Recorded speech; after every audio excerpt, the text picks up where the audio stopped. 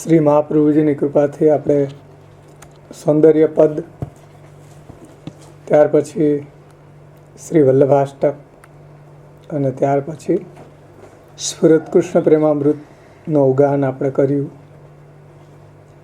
હવે શ્રી મહાપ્રભુજીનું નામાત્મક સ્વરૂપ શ્રી સર્વોત્તમ સ્તોત્રનું આપણે અવગાન કરશું.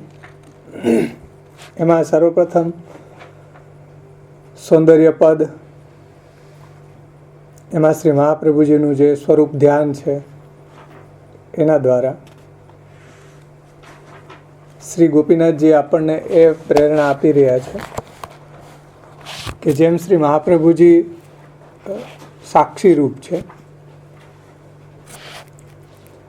એના દ્વારા આપણે પણ એ રીતે ભગવાનની નિર્ગુણ ભક્તિ, નિરુપધિ ભક્તિ, કોઈ પણ જાતની કામના વગરની ભક્તિ પ્રભુમાં કરવી જોઈએ. એ સંદેશો આપણને સૌંદર્ય પદ આપી રહ્યું છે. એમાં થોડું બધા સ્તોત્રને ફરી પાછું વિહંગાવલોકન ન્યાયથી અવગાન કરીને આપણે આગળ સર્વોત્તમ સ્તોત્રનું અવગાન કરશું. તો એમાં પૂજ્ય શ્યામબાવાશ્રીએ જે આપણને ટીકા સમજાવી હતી કે ભાઈ આમાં અભિધા અર્થ નહીં લેતા એનું જે તાત્પર્ય શું નીકળી રહ્યું છે સ્ત્રીગુઢ ભાવ અને ભૂગુઢ ભાવનું, અને રૂપમ તત્તૃતીયાત્મકમ પરમ અભિધ્યેયમ સદા વલ્લભમ. તો એમાં જે ભોક્તૃભાવ છે એ પ્રભુનો પૂ ભાવ છે, અને પ્રભુમાં જે ગુઢ ભોગ્ય ભાવ છે એ પ્રભુનો સ્ત્રી ભાવ છે.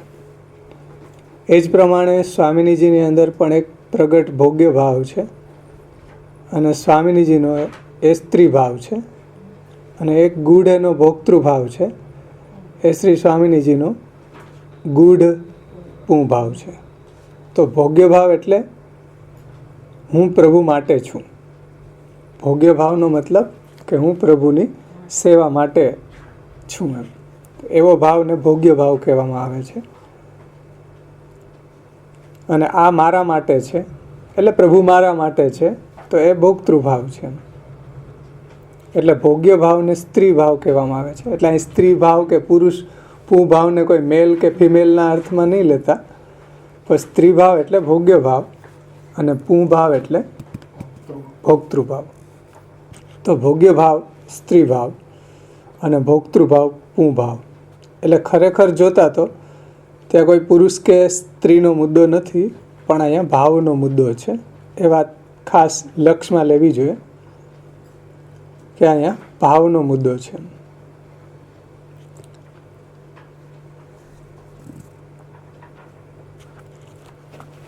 જેમ કોઈ સ્ત્રી છે રસોઈ બનાવી દે બધા માટે, તો સ્ત્રી ભોગ્ય છે, બીજા બધા એની રસોઈના ભોગતા છે. પણ જ્યારે એ રસોઈ સુંદર બનાવે ને બધા એની પ્રશંસા કરે ત્યારે એ બધા ભોગ્ય છે, સ્ત્રી છે એ ભોગતા છે. અથવા તો છોવાઈને 4 દિવસ પછી પુરુષની હાથની લે જાડી જાડા રોટલા કાચા પાકા, ત્યારે પછી સ્ત્રી ભોક્તૃભાવ પ્રગટ કરે છે. પુરુષ છે ભોગ્ય છે એ સંદર્ભમાં. તો એ વાત ખાસ અહીંયા સમજો કે હું જેના માટે તે મારો ભોગતા. હું જેના માટે એટલે હું પ્રભુ માટે, તો પ્રભુ મારો ભોગતા છે અને હું એનો ભોગ્ય છું. આ ભાવને અહીંયા સ્ત્રી ભાવ તરીકે ઓળખવામાં આવે છે. અહીંયા સ્ત્રી પુરુષનો કોઈ મુદ્દો નથી, ભાવનો મુદ્દો છે. તો એવો એક ભોક્તૃભાવ હોય છે અને એક એવો ભોગ્ય ભાવ હોય છે, અને એ બંનેની વચ્ચે કોઈક એક ભાવ છે જે સાક્ષી ભાવ છે. સાક્ષી ભાવની અંદર ભોગતા કે ભોગ્ય ભાવ નથી હોતો, પણ ભોગતા અને ભોગ્ય બંનેને સાક્ષી બનીને જુએ છે. સાક્ષી ભાવનો મતલબ ભોગતા અને ભોગ્ય બંનેને સાક્ષી બનીને જે જુએ છે.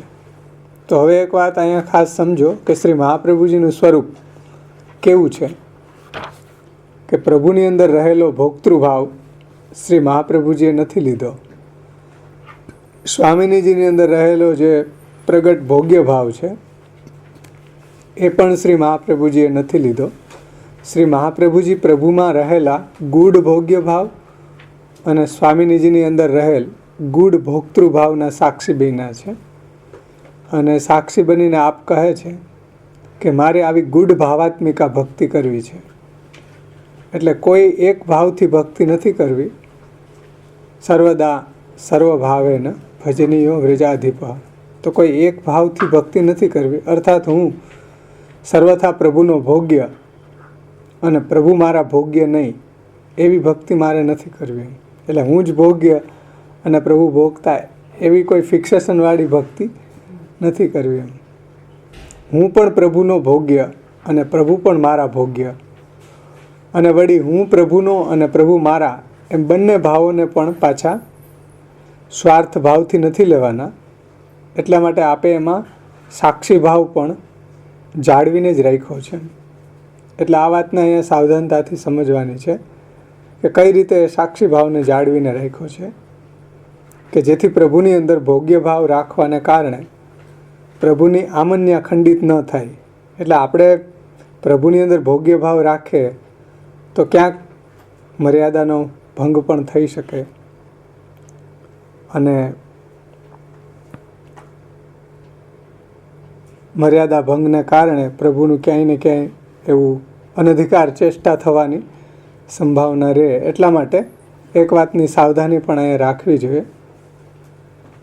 તો એવો જે સાક્ષી ભાવ કોણ જણાવી શકે? જેમ કોઈ બે વ્યક્તિ કંઈ કામ કરતા હોય તો એક કે કોઈ બે ઝઘડતા હોય તો એનો કોઈ એક સાક્ષી બની જતો હોય છે.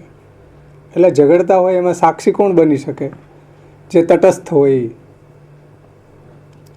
જેને નથી આ પક્ષની સાથે કોઈ વાંધો, નથી બીજા પક્ષની સાથે કોઈ વાંધો, એ વ્યક્તિ સાક્ષી બની શકે. એમ જેને નથી ભોગતાપણાનો પક્ષપાત કે નથી એને કોઈ ભોગ્યપણાનો પક્ષપાત, તે સાક્ષી ભાવ રાખી શકે. તેથી શ્રી મહાપ્રભુજીએ એવો જ એક સાક્ષી ભાવ પણ પોતાનામાં અહીંયા જાળવ્યો છે.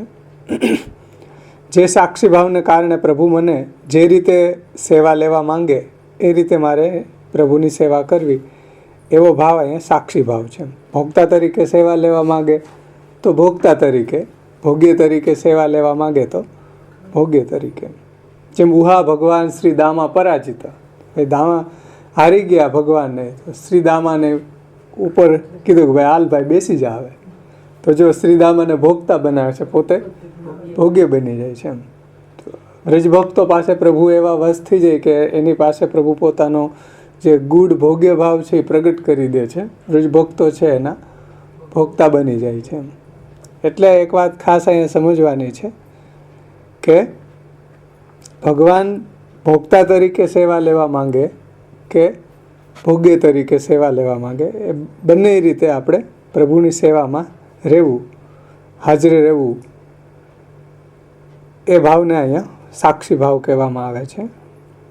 જે શ્રી યમુનાજીનો પણ છે કે ભાઈ પ્રભુ જે રીતે સેવા લેવા માગે એ રીતે પ્રભુની સેવામાં હાજર રહેવું, એ ભાવને સાક્ષી ભાવ કહેવામાં આવે છે. તો તે સાક્ષી ભાવને કારણે પ્રભુ મને જે રીતે સેવા લેવા માંગે એ રીતે મારે રહેવું જોઈએ, આવો ભાવ સ્થિર થાય છે. એટલે કે પ્રભુ જો મને ભોગતા તરીકે વાપરવા માંગતા હોય, એટલે સેવા લેવા માંગતા હોય, તો હું પ્રભુને ઉપભોગ કરીશ. અને જો પ્રભુ મને ભોગ્ય તરીકે મારી સેવા લેવા ઈચ્છતા હોય તો હું પ્રભુનો ભોગ્ય બનીશ. અને જો પ્રભુ મને તટસ્થ વાપરવા માંગતા હોય તો હું પછી તટસ્થ રહીશ. આવા ત્રિવિધ ભાવને પોતાનામાં ભરીને શ્રી મહાપ્રભુજીનું પ્રાગટ્ય છે. એટલે ભોગ્ય ભાવ, ભોક્તૃભાવ અને સાક્ષી ભાવ. તો એ ત્રિવિધ ભાવનું જે સ્વરૂપ છે શ્રી મહાપ્રભુજીનું છે. પ્રભુ જે રીતે સેવા લેવા માગે, ભોગ્ય ભાવે, ભોક્તૃ ભાવે કે સાક્ષી ભાવે, એમાં આપણે પ્રભુની સામે હાજર રહેવું, એ ભાવને અહીંયા સાક્ષી ભાવ, એ શ્રી મહાપ્રભુજીનું સ્વરૂપ એ રીતે પ્રગટ થયું છે. શ્રી મહાપ્રભુજીએ આ ભાવ બરોબર એવો જ ભાવ છે શ્રી યમુનાજીનો. એટલે આ જે શ્રી મહાપ્રભુજીનો ભાવ છે એવો શ્રી યમુનાજીનો પણ છે. શ્રી યમુનાજી સ્ત્રી છે, છતાંય શ્રૃંગાર છે ઠાકોરજીના શ્રી યમુનાજીએ ધારણ કર્યા છે. શ્રૃંગાર તો પુરુષનો હોવા છતાં પણ એ પુરુષની રીતે ઠાકોરજીની સામે પેશ નથી થતા. એમ જેમ ઠાકોરજી ચાહે એ રીતે શ્રી યમુનાજી ઠાકોરજીની સેવા કરે છે. એટલે ઠાકોરજી ક્યારેક તટ ઉપર ક્રીડા કરે તો પણ એ શ્રી યમુનાજીને વાંધો નથી કે ભાઈ કેમ અમારે જલમાં વિહાર નથી કરતા, અને જલમાં વિહાર કરે તો પણ યમુનાજી પ્રસન્ન છે. તટ ઉપર વિહાર કરે ઠાકોરજી તો પણ યમુનાજીની પ્રસન્નતા છે. અને ક્યાંક દૂર વૃંદાવનમાં વિહાર કરે યમુનાજીથી ઘણા બધા દૂર તો પણ શ્રી યમુનાજી ઠાકોરજીની રાહ જોવે કે ભાઈ ક્યારે પ્રભુનો સંયોગ થાય. તો એ ભાવ જે છે સાક્ષી ભાવ, જે શ્રી મહાપ્રભુજીનો ભાવ છે. ત્રણેય ભાવો શ્રી મહાપ્રભુજીમાં છે. એ રીતે શ્રી યમુનાજીની અંદર પણ પ્રભુ જે રીતે સેવા લેવા માંગે એ રીતે પ્રભુ પાસે હાજર રહેવું, એ ભાવને અહીંયા શ્રી યમુનાજીનો ભાવ જેવો શ્રી મહાપ્રભુજીનો છે એવો શ્રી યમુનાજીનો પણ છે. એટલા માટે આપણે ત્યાં આવે છે શ્રી યમુનાષ્ટકની ટીકાની અંદર ટીકાકારોએ આ વાત સમજાવી છે કે બીજા બધા ગોપીજનો છે એને ક્યારેક માન થઈ જાય, એમ સ્વામીની વગેરેને પ્રભુ સાથે માન થઈ જાય, ગુસ્સે થઈ જાય, પણ શ્રી યમુનાજીને ક્યારેય માન થયું હોય એવું જોવામાં આવતું નથી. યમુનાજી ક્યારેય ગુસ્સે થયા હોય એવું ક્યારેય જોવામાં આવતું નથી. કારણ કે શ્રી યમુનાજી છે એ નિર્ગુણ યુથના અધિષ્ઠાતા છે.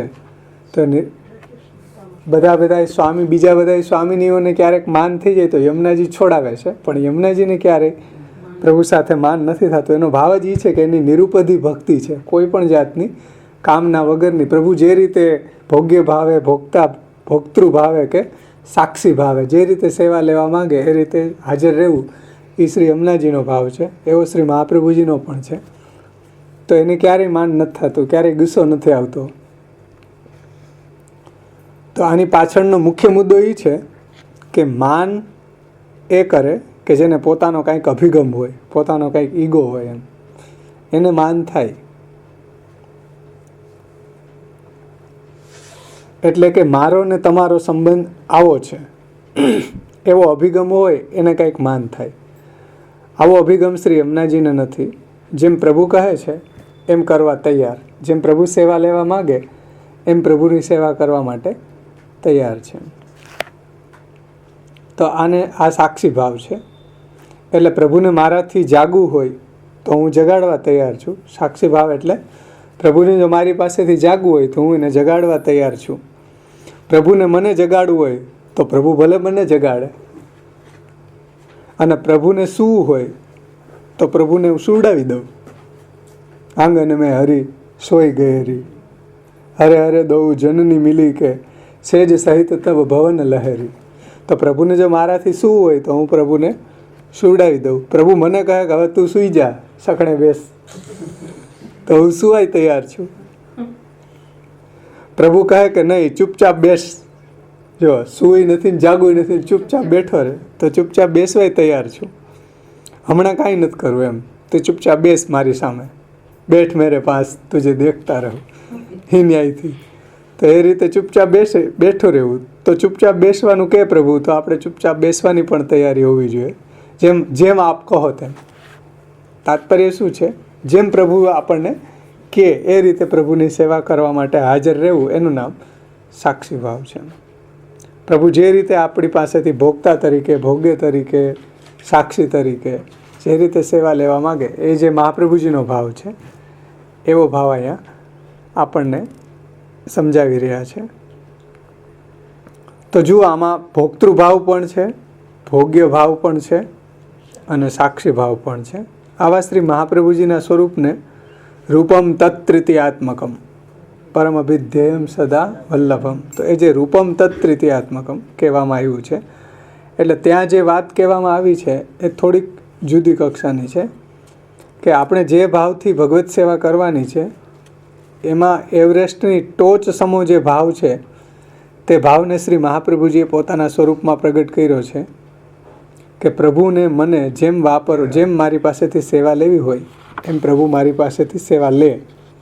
જેમ દયારામભાઈએ કીધું કે રૂચે આપને કરું એવી ટહલ રહે, તો જેવી આપને રૂચે, જેમ આપને સુખ થાય એવી હું આપની સેવા કરું. એમ રૂચે આપને કરું એવી ટહલ રહે, અન્ય રખે ભાવો રહે.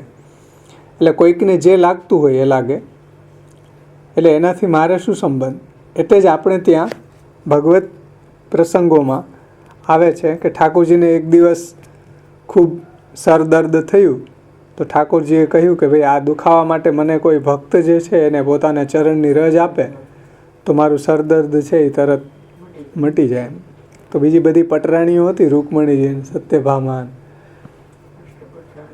સત્યાન, કાલિંદીજી, એ બધા પટરાણીઓ કે ભાઈ આપણે ચરણની રજ ભગવાનને થોડી દેવાય, નરકમાં જાય, નરકમાં પડવું છે. એટલે એ કોઈ ભગવાનને પોતાની ચરણની રજ ન આપી એમ. કારણ કે એમ માને છે કે ભગવાનને આપણી ચરણની રજ આપીએ એટલે એમ માને છે કે ભગવાન ભોગતા અને અમે એની ભોગીએ. એટલે કે અમે જો ચરણ રજ આપીએ તો પાપ લાગે એમ, પાપમાં કોણ પડે. ત્યારે ઠાકોરજીએ કહ્યું કે કોઈ ભાઈ વ્રજભક્તો પાસે જાઓ, એ જો આપતા હોય તો વ્રજભક્તોએ કીધું કે અમારી ચરણની રજ જો ભગવાનનો મસ્તકનો સર દર્દ મળતું હોય તો ટ્રક ભરી ભરીને લઈ જાઓ, જેટલી જોતી હોય એટલી લઈ જાઓ, ટોપલા ભરી ભરીને લઈ જાઓ. તો વ્રજભક્તોએ કહ્યું કે ભાઈ અમારી ચરણ રજ જો ભગવાનનો દુખાવો મળતો હોય એનાથી તો જાઓ, જેટલી જોતી હોય એટલી લઈ જાઓ, પાપ પડશે તો અમે ભોગવી લેશું. તો જુઓ આ કેવો ભાવ છે, ભગવાનને સમર્પણનો ભાવ છે. આમાં ભગવાનની સાથે એનું સમર્પણ બોલી રહ્યું છે. તો આમાં ન તો ભોગતાપણાનો ભાવ છે કે ન કાંઈ ભોગ્યપણાનો ભાવ છે. રૂકમણીજી વગેરે પટરાણીઓનો ભાવ કેવો હતો કે એ પોતાને ભોગ્ય ગણે છે અને ભગવાનને ભોગતા ગણે છે. તેથી એમના મનમાં એવો વિચાર આવ્યો કે પ્રભુને અમારી ચરણરજ કેવી રીતના આપીએ, એટલે એમને ના પાડી. એટલે બધી પટરાણીઓએ ચરણરજ આપવાની ના પાડી. વ્રજભક્તોએ એવો કોઈ વિચાર નથી કર્યો એમ. એમના મનમાં સર્વસમર્પણનો ભાવ છે કે પ્રભુને માટે અમારું સર્વસ્વ કાંઈ પ્રભુને માટે છે. પ્રભુને જેમ સુખ થાય, પ્રભુની જેમ પ્રસન્નતા થાય એમ અમે પ્રભુ માટે છીએ. તો એવો જે સમર્પણનો ભાવ વ્રજભક્તોનો હતો. તો વ્રજભક્તોના આ સમર્પણને બ્રહ્મસંબંધ દીક્ષા વખતે જે સમર્પણ કરવામાં આવે છે એની સાથે નહીં સરખાવવું જોઈએ. કારણ કે વ્રજભક્તોમાં ભોગતા બનવાનો કોઈ હઠાગ્રહ નથી, ભોગ્ય બનવાનો કોઈ હઠાગ્રહ નથી અને સાક્ષી બનવાનો પણ કોઈ હઠાગ્રહ નથી. બસ એક જ વાત છે કે તમને જેમ સેવા લેવી હોય એમ અમારી પાસેથી સેવા લો. આ સમર્પણ એક બીજી જ કક્ષાનું સમર્પણ છે. આવો શ્રી આચાર્યજીનો ભાવ છે. અહીંયા સમજો રહસ્ય કે શ્રી મહાપ્રભુજી અહીંયા આપણને એ વાત સમજાવે છે કે નિરુપધિ ભક્તિ, આખા સૌંદર્ય પદ્યનું તાત્પર્ય શું છે? ભગવાનની અંદર કોઈ પણ જાતની કામના વગરની નિરુપધિ ભક્તિ. પ્રભુ જે રીતે આપણી પાસેથી સેવા લેવા માગે, ભોગતા તરીકે, ભોગ્ય તરીકે, સાક્ષી તરીકે, એ રીતે પ્રભુની સામે હાજર રહેવું, એનું નામ નિરુપધિ ભક્તિ છે. એનું નામ સાક્ષી ભાવ છે, સમર્પણનો ભાવ છે. તો આ વાત આપણે સૌંદર્ય પદ્યની અંદર સમજાતા. કારણ કે પુષ્ટિ ભક્તિ માર્ગની અંદર ભગવાન પોતાનો ભોગ્ય ભાવ પણ પ્રગટ કરી દે છે, એની ચરમસીમા આવી જાય. આવું મર્યાદા માર્ગની અંદર ભગવાન કરતા નથી. કારણ કે મર્યાદા માર્ગમાં એક ફિક્સેશન છે, ભગવાન ભોગતા અને ભક્ત છે એ ભોગ્ય. પણ પુષ્ટિ ભક્તિ માર્ગની આ વિલક્ષણતા છે કે ભગવાન છે એ પોતે ભક્તની પાસે એટલા ભોગ્ય બની જાય, એટલા પરવશ બની જાય અને ભક્તને પણ પોતાનો ભોગતા બનાવી દે છે. એમ પોતે એની સાથે ભોગ્ય બની જાય છે. ચીરહરણની લીલાનો ભાવ પણ આ જ છે કે ભગવાને ચીરહરણ દ્વારા કુમારિકાઓને ભોક્તૃભાવનું દાન કર્યું, જેથી કરી અને રાસ આદિ લીલાઓમાં તે ભગવાનને જ્યારે ભોગ્ય બને ત્યારે પોતે ભોગતા બને એનો સ્વરૂપાનંદ લઈ શકે. શ્રુતિરૂપાઓ હતા એને પણ પ્રભુએ વેણુવાદન દ્વારા ભોક્તૃભાવનું દાન કર્યું કે જેથી એ પણ શ્રુતિરૂપાઓમાં પણ પ્રભુએ એવો ભોક્તૃભાવને દાન કરી અને રાસ આદિ લીલાઓમાં એ પણ પ્રભુનું સ્વરૂપાનંદ લઈ શકે. તો આ રીતે ભગવાન જે રીતે આપણી પાસેથી સેવા લેવા માંગે એ રીતે પ્રભુની સેવામાં તત્પર રહેવું, એનું નામ સાક્ષી ભાવ છે. અને એવો જ જે નિરુપાધિ ભક્તિનો આ ભાવ છે એ વાત આપણને સૌંદર્ય પદનું રહસ્ય શ્રી ગોપીનાથજીએ સમજાવ્યું છે. ત્યાર પછી શ્રી વલ્લભાષ્ટકની અંદર આપણે એ વાત જોઈ હતી કે શ્રી મહાપ્રભુજીનું ભૂતલ ઉપર પ્રાગટ્યનું હેતુ અને પ્રયોજન, કે શ્રી મહાપ્રભુજી ભૂતલ ઉપર પ્રગટા છે, ભગવદ આજ્ઞાથી પ્રગટા છે અને એનું પ્રયોજન છે તસ્ય આત્માનુભાવ પ્રગટાના હૃદયસ્યાજ્ઞા, કે ભૂતલ ઉપર પ્રગટી અને દૈવી જીવોને લીલાત્મક જે અસાધારણ અનુભાવ છે એ પ્રગટ કરીને ફરી પાછા દૈવી જીવોને ભગવત પ્રાપ્તિ કરાવી, નિજ ફલની પ્રાપ્તિ કરાવી, નિત્ય લીલાની પ્રાપ્તિ કરાવી, ભગવત સ્વરૂપાનંદની પ્રાપ્તિ કરાવી. એટલા માટે શ્રી મહાપ્રભુજી અહીંયા ભૂતલ ઉપર પ્રગટી અને આવો નિરુપધિક ભક્તિનો ઉપદેશ આપણને આપે છે. ત્યાર પછી શ્રી મહાપ્રભુજી જો ભૂતલ ઉપર ન પ્રગટે તો દૈવી સૃષ્ટિમાં આપણે જન્મ્યા હોત તો પણ દૈવી સૃષ્ટિમાં જન્મ હોવા છતાં પણ માયાવાદની અંદર એવા ફસાઈ જાત કે આપણને નિજ ફલ જે ભગવત પ્રાપ્તિ છે, ઘોષાધીશની પ્રાપ્તિ ક્યારેય ન થાય. અને એ જ રીતે શ્રી મહાપ્રભુજીએ બધા શાસ્ત્રોના નિચોડ રૂપે આપણને જે ગ્રંથો પ્રગટ કર્યા, વાણી દ્વારા અનવતાર દશામાં શ્રી આચાર્ય દ્વારા ઉદ્ધૃતિ છે આપણી, તો એટલા માટે વાકપતિ બધા શાસ્ત્રનું રહસ્ય, વેદ આદિ શાસ્ત્રનું રહસ્ય જાણવાવાળા શ્રી મહાપ્રભુજી જ છે. અને ભગવાને મુખારવિંદે પ્રગટ કરેલા માર્ગની અંદર જે કોઈ વસ્તુ નિવેદન કરવામાં આવે એ નિવેદિત વસ્તુને ઠાકોરજી છે સાક્ષાત અંગીકાર કરે છે. પણ એની શરત એ છે, યસ્માદ અસ્મિન સ્થિતો, શ્રી મહાપ્રભુજીના સિદ્ધાંત પ્રમાણે કોઈ જીવે આ માર્ગની અંદર સ્થિત થઈને રહે તો એની સામગ્રી પ્રભુ ચારુ હાસે આરોગે છે. ત્યાર પછી શ્રી મહાપ્રભુજી ભૌતિક અગ્નિ નથી, પણ શ્રી મહાપ્રભુજી છે શ્રી કૃષ્ણના મુખારવિંદના વિરહાગ્નિ રૂપ છે. એટલે જો મહાપ્રભુજીનો સંગ થાય આપણને તો આપણને કૃષ્ણને મળવાની આરતી જાગી જાય છે. એ વાત અહીંયા પ્રભુચરણો સમજાવે છે કે જો શ્રી મહાપ્રભુજીનો થોડોક પણ ક્ષણ માત્ર પણ જો સંગ થઈ જાય, સાનિધ્ય થઈ જાય, તો સાનિધ્ય માત્ર દત્ત શ્રી કૃષ્ણ પ્રેમા, તો તરત જ શ્રી કૃષ્ણની અંદર એવો દૃઢ પ્રેમ પ્રગટી જાય છે. એટલે શ્રી મહાપ્રભુજી એવો આનંદરૂપ છે. એ રીતે શ્રી મહાપ્રભુજી દ્વારા પ્રગટ થયેલો સેવાનો જે સાગર છે એ પણ આનંદરૂપ છે, પરમાનંદ રૂપ છે. એ વાત પ્રભુચરણોએ આપણને સમજાવી છે. અને શ્રી મહાપ્રભુજીના સંગથી જ ભગવાનને મળવાની આરતી પણ આપણી અંદર જાગી જાય છે. અને શ્રી મહાપ્રભુજી કેવા છે, અજ્ઞાનને અંધકારને દૂર કરીને આપણને ભગવત પ્રાપ્તિમાં જે અડચણરૂપ કંઈ પણ છે એ બધાને દૂર કરી અને ભગવત પ્રાપ્તિ કરાવે એવા શ્રી મહાપ્રભુજી છે. અને સાક્ષાત વસ્તુતઃ કૃષ્ણ જ છે. શ્રી મહાપ્રભુજી છે વસ્તુતઃ કૃષ્ણ જ છે એવું વેદાદિ શાસ્ત્રોથી અને 84,252 ભગવદીઓના પ્રમાણોથી એ વાત અહીંયા સિદ્ધ થઈ છે કે શ્રી મહાપ્રભુજી સાક્ષાત વસ્તુતઃ કૃષ્ણ છે. તો એ વસ્તુતઃ કૃષ્ણ, શ્રી મહાપ્રભુજીમાં વસ્તુતઃ કૃષ્ણ હોવાનો ભાવ છે શ્રી મહાપ્રભુજી પ્રત્યે કૃતજ્ઞ પુષ્ટિજીવોની અંદર તો કૃષ્ણ ભક્તિના વર્ધન માટે છે. એટલે શ્રી મહાપ્રભુજીની અંદર આવો પુરુષોત્તમ ભાવ રાખો એ પણ અહીંયા તાત્પર્ય રૂપ એનું એ છે કે ઠાકોરજીની અંદર આપણી દ્રઢ ભક્તિ વધે એટલા માટે. તો આ રીતે શ્રી વલ્લભાષ્ટકની અંદર શ્રી મહાપ્રભુજીની સ્તુતિ પ્રભુચરણોએ કરી છે. ત્યાર પછી સ્ફુરત કૃષ્ણ પ્રેમામૃતની અંદર શ્રી મહાપ્રભુજીના ઐશ્વર્ય, વીર્ય, યશ, શ્રી, જ્ઞાન અને વૈરાગ્ય એવા ષડગુણ સંપન્ન આપણા મહાપ્રભુજી છે. કારણ કે શ્રી વલ્લભાષ્ટકમાં છેલ્લે કીધું કે વસ્તુતઃ કૃષ્ણ છે.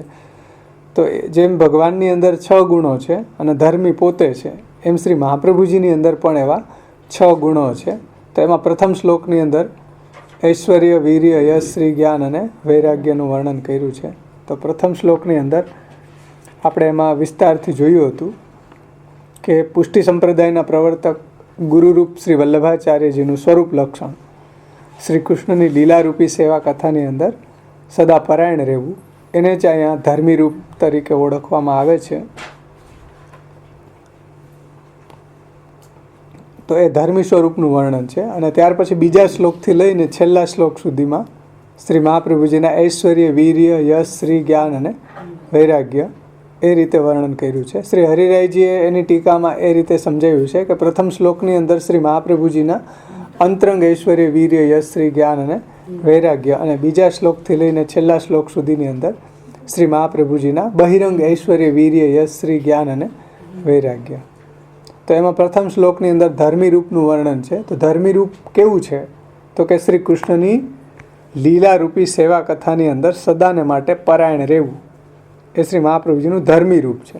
એ શ્રી કૃષ્ણની સેવા કથામાં પરાયણ રહેવું કેવી રીતના? લીલા, શ્રી કૃષ્ણની લીલારૂપી સેવા કથાની અંદર હંમેશાને માટે પરાયણ રહેવું. એ ધર્મી સ્વરૂપ છે. શ્રી મહાપ્રભુજીનું ઐશ્વર્ય શું છે? શ્રીમદ ભાગવતના પરમ તત્વજ્ઞ હોવું. ભાગવતના પરમ તત્વજ્ઞ હોવું એ શ્રી મહાપ્રભુજીનું ઐશ્વર્ય છે. વીર્ય, ભગવત સેવાની અંદર પ્રતિબંધક થનારા બધા વાદો છે, માયાવાદાદી, એનું નિરાકરણ કરીને શ્રી કૃષ્ણની સેવા કરવાની જીવોને પ્રેરણા આપવી એ શ્રી મહાપ્રભુજીનો વીરતા છે, વીર્ય ગુણ છે. એ જ રીતે શ્રી મહાપ્રભુજીનો યશરૂપી ગુણ એ છે કે પાંડિત્ય, વેદાદી શાસ્ત્રની અંદર પારંગતતા, શાસ્ત્ર અનુકૂળ આચરણ, વૈષ્ણવ માર્ગીતા અને વ્રજાધિપતિ શ્રી કૃષ્ણની અંદર અનન્ય રતિમાન હોવું એ શ્રી મહાપ્રભુજીના યશ ગુણ છે. આવો શ્રી મહાપ્રભુજીનો યશ છે. શ્રી મહાપ્રભુની શ્રી શું છે? તો કે શ્રી કૃષ્ણની સેવાની અંદર પ્રતિબંધ થતા બધાય વાદોનું નિરાકરણ કરીને પ્રમાણ ચતુષ્ટયી, જે વેદાહ કૃષ્ણ વાક્યાની વ્યાસસૂત્રાણી ચૈવહી સમાધિ ભાષા વ્યાસસ્ય પ્રમાણમ તચ્ચતુષ્ટયમ, પ્રમાણ ચતુષ્ટયની એક વાક્યતા ઉપર આધારિત સિદ્ધાંતના ઉપદેશક હોવું અને પોતે શ્રી કૃષ્ણ સેવામાં પરાયણ હોવું અને ભગવત સેવા ઉચિત નિરુપધિક જોઈએ, નિરુપધિક સ્નેહ, ભક્તોને પણ એવો ઉપદેશ આપવાવાળા એવો નિરુપધિક સ્નેહનો. તો એ વાત આપણે સૌંદર્ય પદની અંદર સમજાવી છે કે ભાઈ ભગવાનમાં નિરુપધિક પ્રેમ એ જ આખા સૌંદર્ય પદનું તાત્પર્ય છે. તો એવો ભગવાનમાં નિરુપધિ સ્નેહના ઉદ્બોધક હોવું એવા શ્રી મહાપ્રભુજી છે. ત્યાર પછી શ્રી મહાપ્રભુજીનો ઐશ્વર્ય, વીર્ય, યશ, શ્રી અને જ્ઞાન ગુણ. તો જ્ઞાન આચાર્યજીનું જ્ઞાન ગુણ કેવો છે? તો કે કલિકાલની પ્રબલતાની જે ભીતિ છે, ડર છે, એને દૂર કરીને ભગવત પ્રીતિજનક સેવા માર્ગનું પ્રવર્તન કરવું. એટલે કલિકાલનો જે ડર છે એ ડર એના ભક્તોમાંથી દૂર કરીને ભગવત પ્રીતિજનક સેવા માર્ગના પ્રવર્તક હોવું એ શ્રી મહાપ્રભુજીનો જ્ઞાન ગુણી છે. ત્યાર પછી શ્રી આચાર્યજી મહાપ્રભુનો વૈરાગ્ય ગુણ શું છે? કે પોતાના અનુગામીઓ એટલે પોતાના સ્વીજનો, ભક્તો છે, એની અંદરથી કલિયુગના દોષો કેવી રીતના દૂર થાય એ દૂર કરવામાં શ્રી મહાપ્રભુજી તત્પર છે. એ સિવાયના બીજી બધી બાબતોમાં શ્રી મહાપ્રભુજીનું વિરક્ત હોવું છે. તો એ શ્રી મહાપ્રભુજીનો વૈરાગ્ય ગુણ છે કે ભાઈ જે પુષ્ટિજીવો છે એ અઘોગતમ સાવૃતમ છે, કલિભુજંગ માસાદિતમ છે, જગદ વિષય સાગરમ પતિતમ છે, અશ્વધર્મે રતમ છે, એનેમાંથી કાઢી અને ભગવાન સુધી લઈ જવા એમાં શ્રી મહાપ્રભુજી પરાયણ છે, ભક્ત પરાયણ છે. અને તદ વિસ્મૃતાન્ય, બીજા બધાની એને સ્મૃતિ રહેતી નથી. તો એ શ્રી મહાપ્રભુજીનો વૈરાગ્ય ગુણ છે કે ભાઈ ભક્તો સિવાય બીજી બધી જગ્યાએ શ્રી મહાપ્રભુજીની વિરક્તિ છે. તો આ રીતે આપણે શ્રી મહાપ્રભુજીના સૌંદર્ય પદ, શ્રી વલ્લભાષ્ટક અને શ્રી સ્ફુરત કૃષ્ણ પ્રેમામૃત, તો શ્રી વલ્લભાષ્ટક દ્વારા રૂપ અને સ્ફુરત કૃષ્ણ પ્રેમામૃત દ્વારા ગુણ, અને હવે સર્વોત્તમ સ્તોત્રની અંદર નામ દ્વારા શ્રી મહાપ્રભુજીના નામો. તો જે રીતે ભાગવત ભગવાનનું નામાત્મક સ્વરૂપ છે એ રીતે સર્વોત્તમ સ્તોત્ર પણ શ્રી મહાપ્રભુજીનું સાક્ષાત નામાત્મક સ્વરૂપ છે.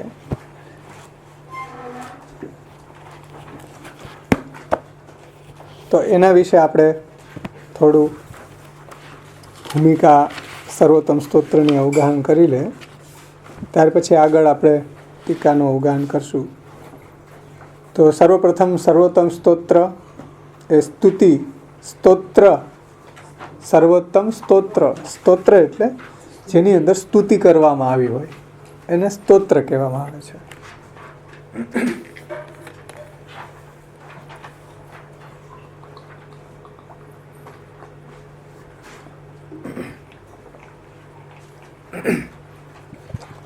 જેમાં આપણે કહીએ ને પુરુષોત્તમ સહસ્ત્ર નામ સ્તોત્ર, તો જેમાં ભગવાનના નામોની સ્તુતિ, નામો દ્વારા સ્તુતિ કરવામાં આવી છે. તો પુરુષોત્તમ સહસ્ત્ર નામ સ્તોત્ર, યમુનાષ્ટક સ્તોત્રમ, યમુનાજીની જેમાં સ્તુતિ કરવામાં આવી. તો સ્તોત્ર એટલે જેની અંદર સ્તુતિ કરવામાં આવી હોય એને સ્તોત્ર કહેવામાં આવે છે. પછી સર્વોત્તમ, તો સર્વથી શ્રેષ્ઠ આ સ્તોત્ર છે. ઘણા બધા સ્તોત્રો છે, એમાંથી પ્રભુચરણો ગુસાઈજી આ સ્તોત્રને સર્વોત્તમ કહી રહ્યા છે, સર્વથી શ્રેષ્ઠ સ્તોત્ર કહી રહ્યા છે.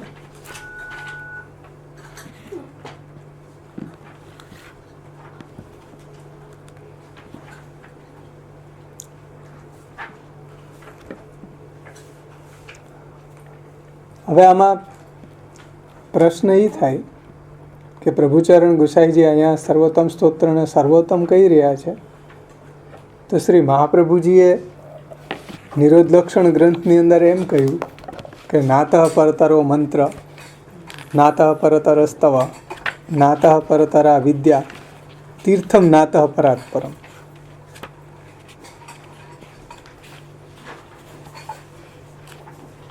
એટલે નાતઃ પરતરો મંત્રો, આ જે મેં નિરોધનો પ્રકાર અહીંયા સમજાવ્યો પ્રપંચ વિસ્મૃતિપૂર્વક, ભગવદ આસક્તિરૂપ જે નિરોધ છે, નિરોધાવસ્થાપન્ન ભક્તિ, એ મેં જે આ નિરોધ લક્ષણમાં તમને બતાવી, એનાથી શ્રેષ્ઠ કોઈ મંત્ર નથી, એનાથી શ્રેષ્ઠ કોઈ સ્તોત્ર સ્તવ સ્તુતિ નથી. નાતઃ પરતરો મંત્ર, નાતઃ પરતર સ્તવ, એનાથી શ્રેષ્ઠ કોઈ સ્તુતિ નથી. નાતઃ પરતરા વિદ્યા, આ મેં જે આ નિરોધ લક્ષણમાં કે ષોડશ ગ્રંથ આદિની અંદર જે નિરોધ અવસ્થાપન્ન ભક્તિનું નિરૂપણ કર્યું, એનાથી શ્રેષ્ઠ કોઈ વિદ્યા નથી.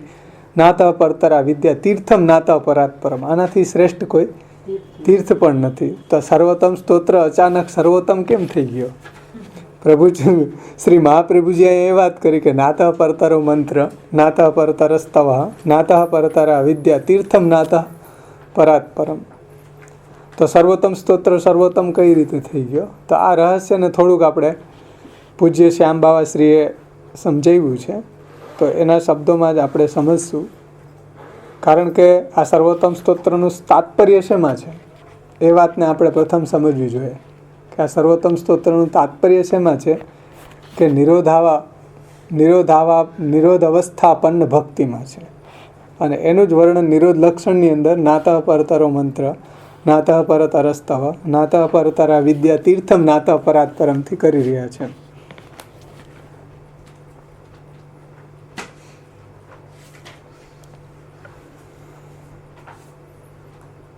એટલે સર્વોત્તમ સ્તોત્રનું જો આપણે તાત્પર્ય સમજી જશું તો આજે આપણને અહીંયા શંકા થઈ કે નિરોધ લક્ષણની અંદર શ્રેષ્ઠતા બતાવી છે કે એનાથી પરતર કાંઈ જ નથી, તો સર્વોત્તમ સ્તોત્ર સર્વોત્તમ શા માટે થઈ ગયો?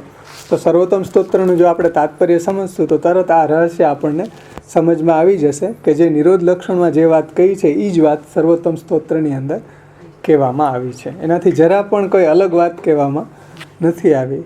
એટલા માટે જો સર્વોત્તમ સ્તોત્રનું તાત્પર્ય આપણે સમજશું તો તાત્પર્યને સમજવાથી એ રહસ્ય આપણને સમજમાં આવી જશે કે જે નિરોધ લક્ષણમાં શ્રી મહાપ્રભુજી કહેવા માગી રહ્યા છે એ જ વાત પ્રભુચરણ ગુસાઈજી આ સર્વોત્તમ સ્તોત્રની અંદર કહેવા માગી રહ્યા છે. એનાથી કોઈ અલગ વાત કહેવા માગતા નથી. એટલા માટે એની સર્વોત્તમતા છે. અને તાત્પર્ય નિર્ધારણ કરવા માટે શાસ્ત્રની અંદર 6 અંગો બતાવ્યા છે. તાત્પર્ય નિર્ધારણ માટેના શાસ્ત્રમાં 6 અંગ બતાવ્યા છે. જે વાત આપણે સેવાફલ ગ્રંથ વગેરેમાં સમજ્યા હતા, ષોડશ ગ્રંથ વગેરેમાં પણ સમજ્યા હતા.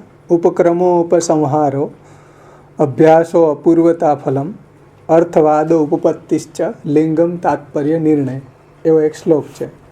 આપણે ત્યારે પણ લખ્યો હતો કે ભાઈ એક ઉપક્રમ ઉપસંહાર, તાત્પર્ય નિર્ધારણનું પહેલું અંગ ઉપક્રમો ઉપસંહારો,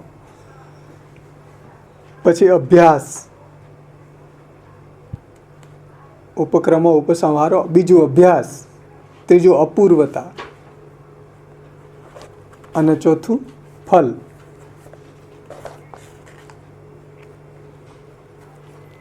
પાંચમું અર્થવાદ અને છઠ્ઠું છે ઉપપત્તિ.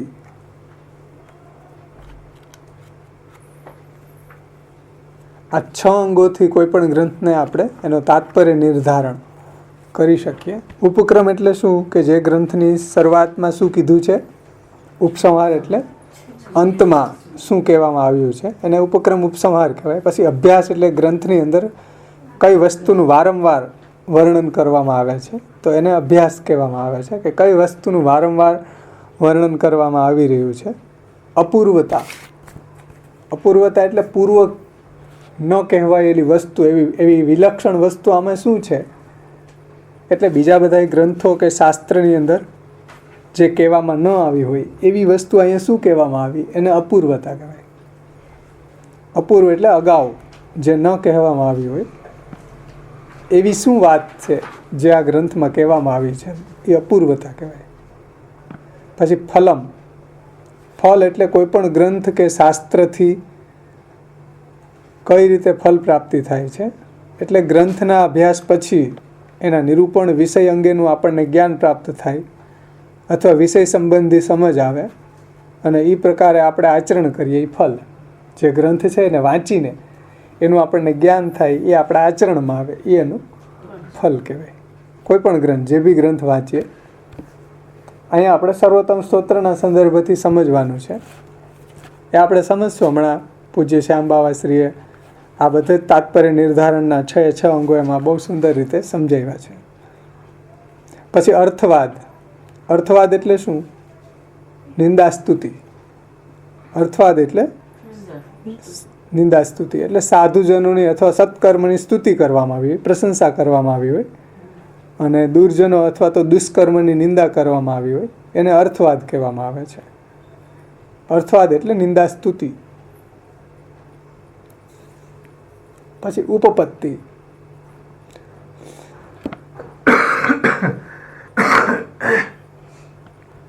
ઉપપત્તિ એટલે વિષય પ્રતિપાદન કરવા માટે ગ્રંથની અંદર નિરૂપણ કરેલ યુક્તિ, ઉપાય કે તર્ક સંગતિ. એટલે કોઈ પણ વિષય છે એને પ્રમાણથી નિરૂપિત કર્યા પછી એનું સમર્થન કે એને વિશેષ રીતે સમજાવવામાં આવે, એટલા માટે જે તર્ક, ઉપાય કે યુક્તિ કે ઉપપત્તિ, એને ઉપપત્તિ કહેવાય. જેને આપણે જસ્ટિફિકેશન, કે ભાઈ આ તમે આ વાત આમ કહી રહ્યા છો, એનું શું જસ્ટિફિકેશન શું? એમ કોઈ વાતને આપણે પ્રમાણથી સિદ્ધ કરીએ પછી એ વાતને, એટલે કોઈ પણ વિષયને પ્રમાણથી નિરૂપિત કર્યા પછી એને સમર્થન કરવા માટે આપણે એને કોઈ ઉપપત્તિથી એ વાતને સિદ્ધ કરીએ એમ. એટલે એને વિશેષ રીતે સમજાવવામાં આવે. એવા વિશેષ રીતે સમજાવવા માટેના તર્ક, ઉપાય કે યુક્તિ હોય એને ઉપપત્તિ કહેવામાં આવે છે. તો આ રીતે કોઈ પણ ગ્રંથ છે એને સમજવા માટે એના આ તાત્પર્ય નિર્ધારક 6 અંગો છે. એ 6 અંગોને સમજવા બહુ જરૂરી હોય છે. ઉપક્રમો, ઉપસંહારો, અભ્યાસો, અપૂર્વતા ફલમ, અર્થવાદો, ઉપપત્તિશ્ચ લિંગમ તાત્પર્ય નિર્ણય. આ 6 અંગો તાત્પર્ય નિર્ધારક 6 અંગો કહેવામાં આવે છે. અને એ જ રીતે આ ગ્રંથને સમજવા માટે અનુબદ્ધ ચતુષ્ટય એટલે કે અધિકાર, વિષય, સંબંધ અને પ્રયોજન, આ પણ બહુ જરૂરી છે. એ પણ આમાં પૂજ્ય બાવાશ્રીએ સમજાવી છે. અનુબદ્ધ ચતુષ્ટય અધિકાર, વિષય, સંબંધ અને પ્રયોજન. આ અનુબદ્ધ ચતુષ્ટય કોઈ પણ ગ્રંથનો અભ્યાસ કરતાં પહેલાં એના ઉપોદ્ઘાત વાંચી લેવો જોઈએ. એમાં એને આપ્યું હોય, કારણ કે આ ગ્રંથ જેના માટે લખવામાં આવ્યો એના આપણે અધિકારી છીએ કે નહીં એમ. હવે આખો અડધો ગ્રંથ વાંચીને કે ઓહ આ તો આમાં ક્યાં આપણે આ ક્યાં વાંચવાનો હતો. ભાઈ સાહેબ પહેલાં જ વાંચી લેવું જોઈએ ને. અધિકાર, એનો વિષય, એનો સંબંધ અને એનું પ્રયોજન. તો અધિકાર, વિષય, સંબંધ અને પ્રયોજન, આ 4ને અનુબદ્ધ ચતુષ્ટય કહેવાય. આ 4 વસ્તુ બહુ જરૂરી છે. કોઈ પણ ગ્રંથ વાંચતા પહેલાં અનુબદ્ધ ચતુષ્ટયને સમજવી જોઈએ. અને આ લિંગમ તાત્પર્ય નિર્ણય, આ 6 અંગોથી એનું તાત્પર્ય આપણે સમજવું જોઈએ. તો એ વાત હવે આપણે પૂજ્ય શ્યામ બાવાશ્રીએ બહુ સુંદર રીતે શ્રી વલ્લભ સ્તોત્રાણી ગ્રંથમાં એની ભૂમિકામાં આપશ્રીએ સમજાવી છે. સૌંદર્ય પદ ઉપર આપશ્રીની ભૂમિકા છે.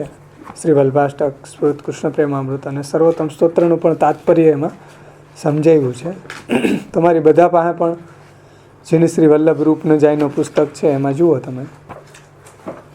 એમાં શ્રી જ્યાં સૌંદર્ય પદ સમાપન થાય છે ત્યાર પછી આ સર્વોત્તમ સ્તોત્રનું તાત્પર્ય સમજાવી રહ્યા છે.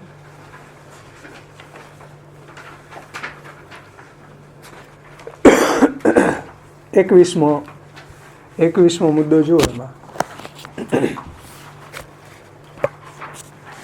સૌંદર્ય પદની અંદર 21મો ટોપિક.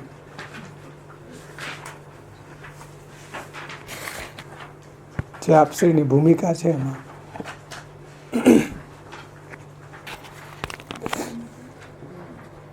એની આગળના 20 ટોપિક તો આપણે જોયા હતા. એમાં અમુક નહોતા જોયા. બાકી બધા સૌંદર્ય પદ ઉપર જે પૂજ્ય શ્યામ બાવાશ્રીનું વ્યાખ્યાન છે એનું આપણે અવગાહન કર્યું હતું.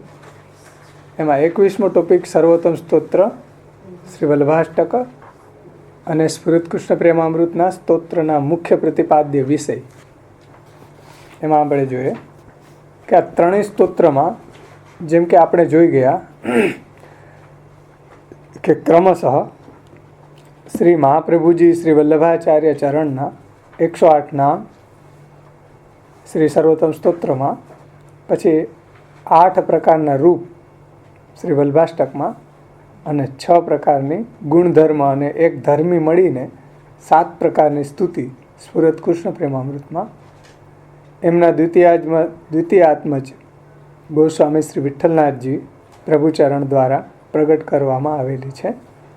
આ બધા સ્તોત્રમાં મુખ્ય પ્રતિપાદ્ય વિષય તો પ્રાચીન ઉપનિષદ વગેરે શાસ્ત્રોમાં ઉપદેશાયેલા આદર્શ જ છે.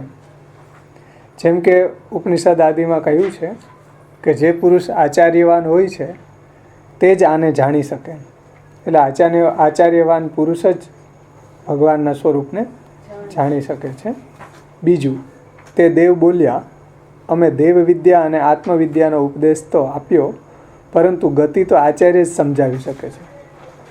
એટલે ભગવાન તરફની ગતિ જે છે એ તો આચાર્યજી સમજાવી શકે છે.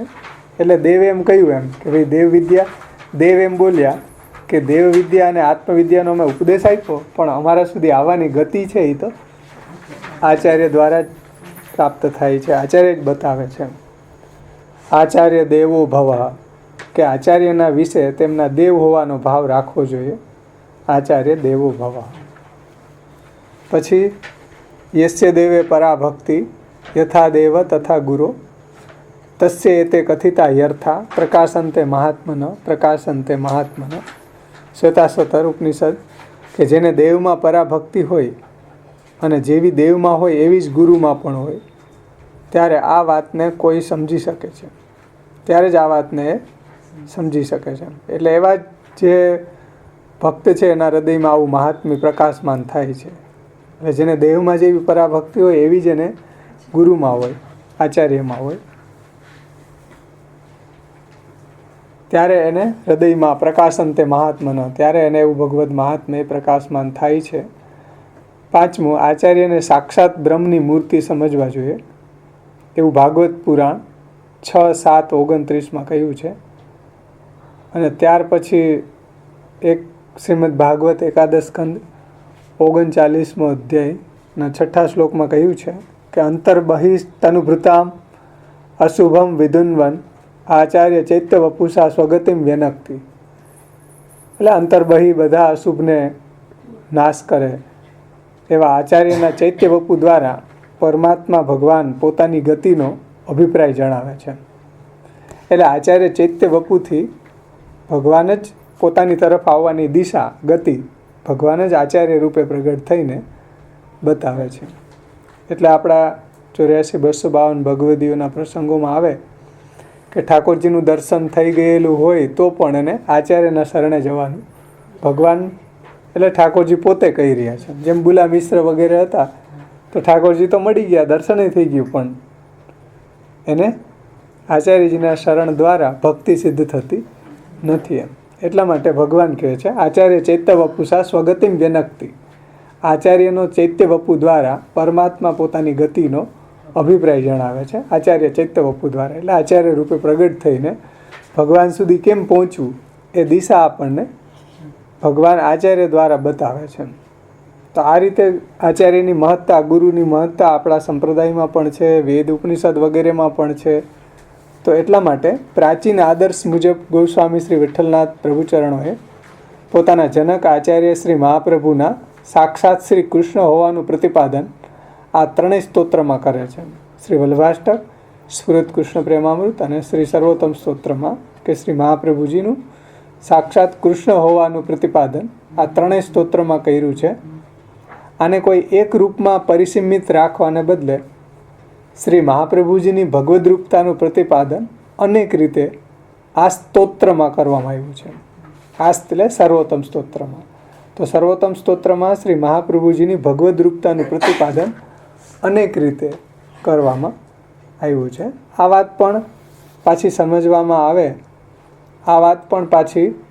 સમજવામાં ત્યારે જ આવી શકે કે જ્યારે સૌંદર્ય પદ્યના પ્રતિપાદિત ગૂઢ પુંભાવ અને ગૂઢ સ્ત્રી ભાવ અને સાક્ષી ભાવનું રહસ્ય જો સંપૂર્ણપણે બુદ્ધિગત જ નહીં પરંતુ હૃદયારૂઢ પણ થઈ ગયું હોય તો આ રહસ્ય સમજમાં આવે કે શ્રી મહાપ્રભુજીને આ ત્રણેય સ્તોત્રમાં કૃષ્ણ રૂપે જ વર્ણિત કરવામાં આવ્યા છે. પણ જો એ કૃતજ્ઞ પુષ્ટિજીવ હશે તો સમજાઈ જશે કે જે મહાપ્રભુજીની અંદર આવો પુરુષોત્તમ ભાવ કે ભગવત ભાવ છે કૃષ્ણ રતિવર્ધન માટે છે, પણ જે કૃતજ્ઞ છે એ તો સમજશે જ નહીં કે શ્રી મહાપ્રભુજીમાં પુરુષોત્તમ ભાવ રાખીને વિરોધ કૃષ્ણનો કરશે.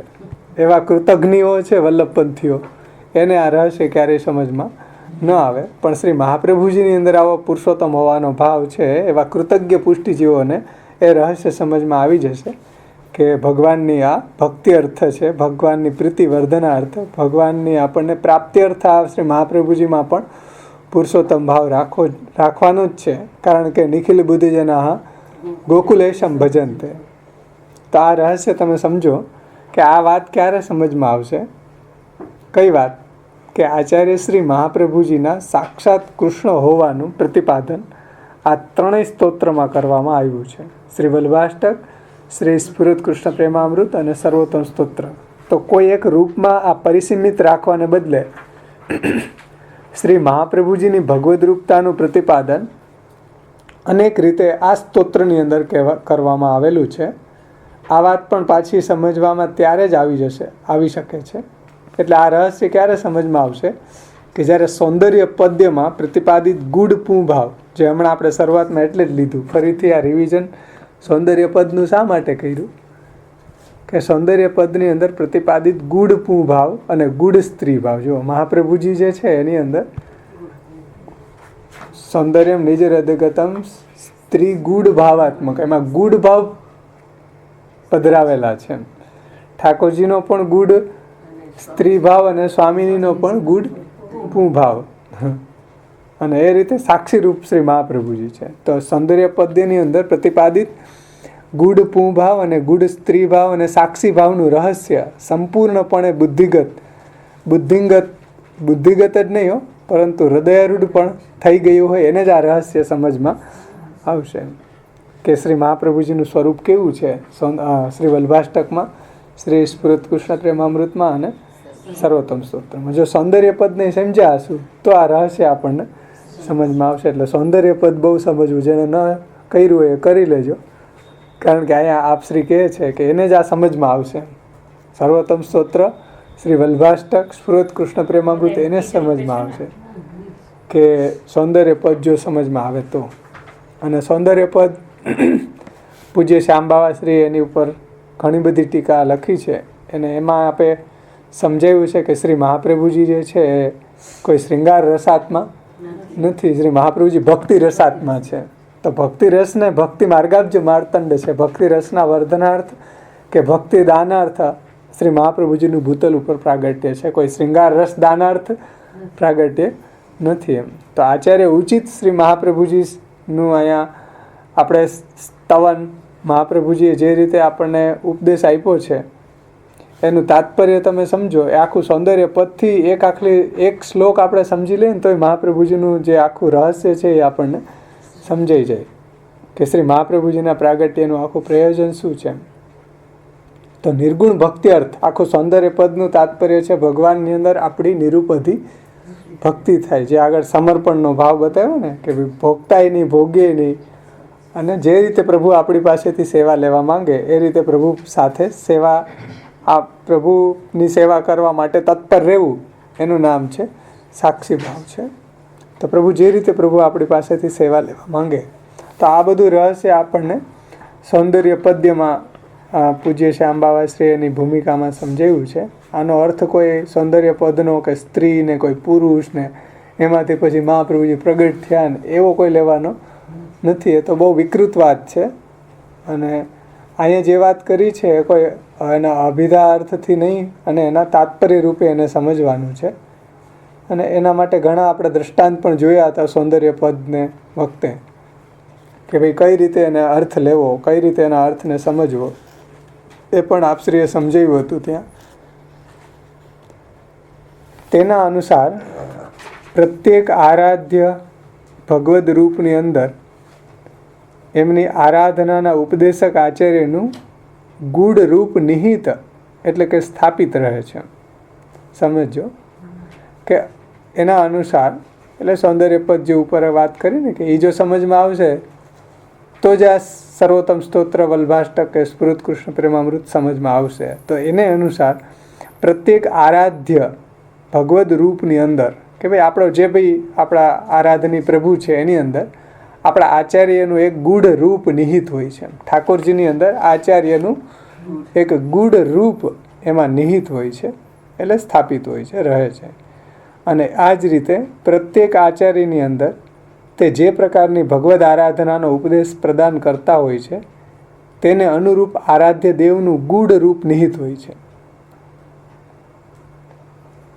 આચાર્યની અંદર પ્રગટ આચાર્ય રૂપ હોય છે, પણ ભીતર એને જે ભગવદ આરાધનાનો ઉપદેશ કરતા હોય છે એ સ્વરૂપ એની ભીતર ગૂઢ ત્યાં બિરાજમાન હોય છે. એ જ અનુસાર આરાધ્ય ભગવદ રૂપની અંદર પણ એક આરાધનાના ઉપદેશક આચાર્યનું એક ગૂઢ રૂપ નિહિત હોય છે ઠાકોરજીની અંદર પણ. એટલે ઠાકોરજીની અંદર આચાર્ય ગૂઢ રૂપે બિરાજમાન છે અને આચાર્યની અંદર ઠાકોરજી ગૂઢ રૂપે બિરાજે છે. પ્રગટ આચાર્ય રૂપ છે.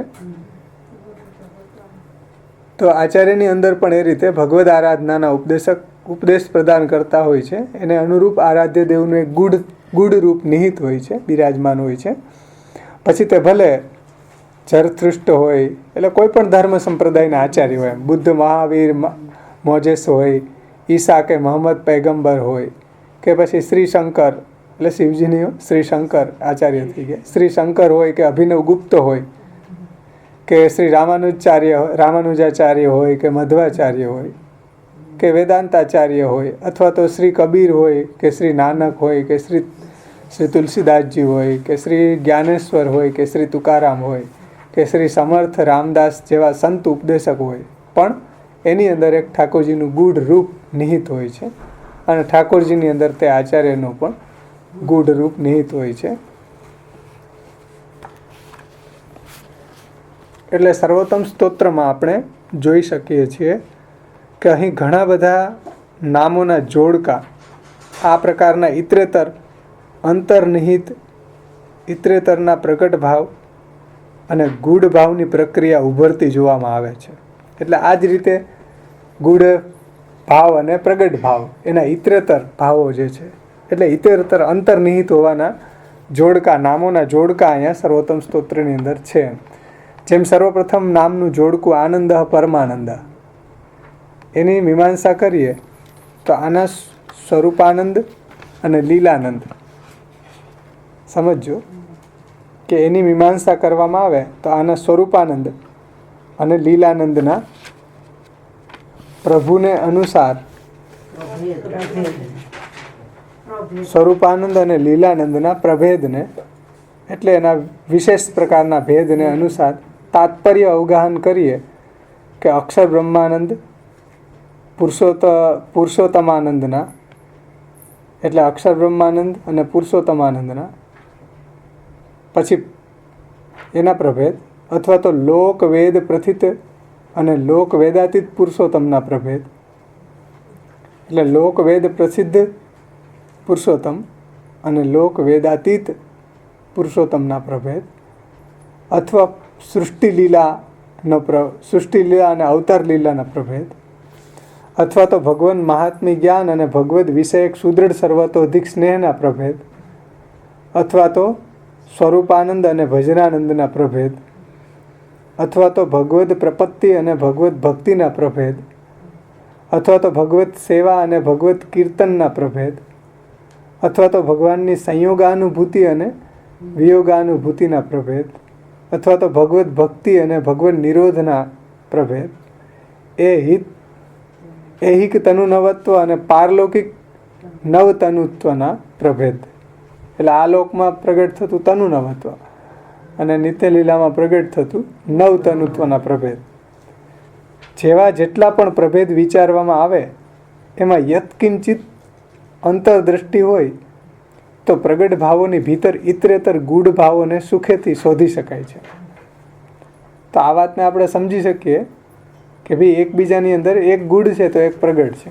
જેમ માનો કે સ્વરૂપાનંદ અને લીલાનંદ, ઉપર જે કીધું ને સ્વરૂપાનંદ અને ભજનાનંદ, તો આપણે જ્યારે સ્વરૂપાનંદ લઈ રહ્યા છીએ તો કાંઈક ને કાંઈક એનું ભજન કરી રહ્યા છે. ઠાકોરજી માનો કે કાંઈક આપણને દર્શન આપે તો આપણને એનું દર્શન જ કરીએ કે એની સેવાય કંઈક કરીએ, તો એ સ્વરૂપાનંદ આપવા પ્રગટ થયા છે તો કાંઈક આપણે એની ભજન પણ કરીએ તો સ્વરૂપાનંદની અંદર નિગૂઢતયા ભજનાનંદ છે. એ રીતે આપણે આપણા ઠાકોરજીની સેવા કરતા હોઈએ તો ભજનાનંદ લઈ રહ્યા છે. પણ ભાઈ કંઈક બેસીને ઠાકોરજીનું મુખારવિંદે નિરખીએ કે નહીં, તો કંઈક ભજનાનંદની ભીતર ગૂઢતયા સ્વરૂપાનંદ પણ છે. તો એ રીતે આમાં એકની અંદર એક પ્રગટ છે તો બીજું ગૂઢ છે, બીજાની અંદર એ પ્રગટ છે તો બીજું ગૂઢ છે.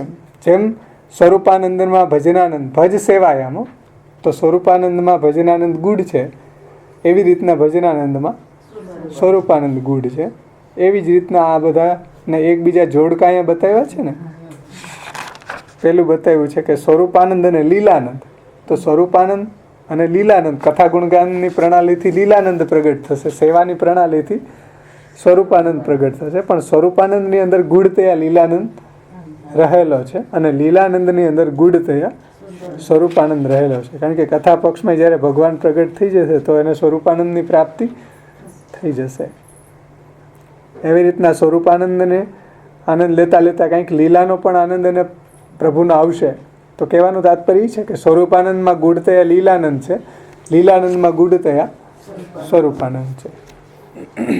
એ રીતે ભગવત સેવામાં કંઈક ભગવત સંકીર્તનનો ગૂઢ ભાવ છે, એ રીતે ભગવત સંકીર્તનની અંદર કંઈક ભગવત સેવાનો ગૂઢ ભાવ છે. જે જોડકા બતાવ્યા છે, સંયોગાનુભૂતિમાં ગૂઢતયા વિયોગાનુભૂતિ રહેલી છે, વિયોગાનુભૂતિની અંદર ગૂઢતયા સંયોગાનુભૂતિ રહેલી છે. તો એ બધી અહીંયા આપશ્રી કહે છે કે આ વાતને, આ બધા પ્રભેદોને વિચારવામાં આવે તો યત્કિંચિત અંતઃદ્રષ્ટિ હોય તો પ્રકટ ભાવોની ભીતર ઇતરેતર ગૂઢ ભાવોને સુખેથી શોધી શકાય. એટલે ભગવત સેવા કરતા હોય તો એ પ્રગટ ભાવ, એની અંદર કંઈક ભગવત સંકીર્તનનો ભાવ પણ ગૂઢતયા રહેલો છે. એમ ભગવત સંકીર્તન કરતા હોય તો એની અંદર ગૂઢતયા ભગવત સેવાનો ભાવ છે. એ રીતે સ્વરૂપાનંદ અને ભજનાનંદ, પ્રકટ સ્વરૂપાનંદ તો અંદર ગૂઢતયા ભજનાનંદ પણ છે, પ્રગટ ભજનાનંદ છે તો ગૂઢતયા સ્વરૂપાનંદ છે. આ બધી વાત આપણે એને સૌંદર્ય પદની અંદર સમજાય. હા છે ને, તમે ભગવાનનું અત્યારે ગુણગાન શા માટે કરો? તો એની અંદર ગૂઢતયા કંઈક સેવાની છુપાય, સેવાનો ભાવ છુપાયેલો છે ને. સેવાની અંતર્ગત પાછું આપણે ગુણગાન કરીએ છીએ તો એ પ્રગટ ભગવત સેવા છે, પણ ભીતર ગૂઢતયા કથા છુપાયેલી છે. કથામાં કંઈક સેવા છુપાયેલી છે, સેવામાં કંઈક કથા છુપાયેલી છે. ગૂઢતયા ભગવાનની સંયોગાનુભૂતિમાં કંઈક વિયોગાનુભૂતિ છુપાયેલી છે, વિયોગાનુભૂતિમાં કંઈક ફરી પાછી સંયોગાનુભૂતિ છુપાયેલી છે. એટલે જો ઠાકોરજી જ્યારે ગાયો ચરાવવા પધારતા તો બધા વ્રજમાં રહેવાવાળા ભક્તોને વિયોગ થતો, ગોપ સખાઓને સંયોગ થતો એમ. અને ફરી પાછા રાત્રે સાંજે પ્રભુ ગાયો ચરાવીને પધારે, ગોકુલે ગોપિકાનાં ચ સર્વેશામ વ્રજવાસીનામ યત સુખમ સમભૂતન મેં ભગવાન કિમ વિધાસ્યતિ. તો ગાયો ચરાવીને પધારે તો બધા જ ગોપીજનોને સંયોગ થાય, ગોપ સખાઓ પાછા ઘરે જાય તો એ ભગવાનનો એને વિયોગ થાય છે. તો આ જે ચક્ર છે એકબીજાના પ્રગટ અને ગૂઢ ભાવોનું, એ ચાલ્યા કરે તો ભક્તિ નિરોધાવસ્થામાં ખીલી જાય છે. તો આ રહસ્ય અહીંયા આપશ્રી સમજાવે છે.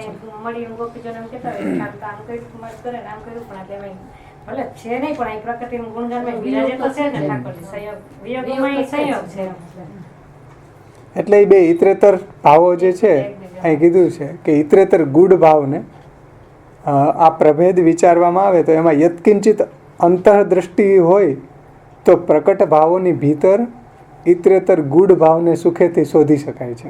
એટલે એકબીજાના જે પ્રગટ ભાવની અંદર ગૂઢ ભાવને આપણે શોધી શકીએ છીએ.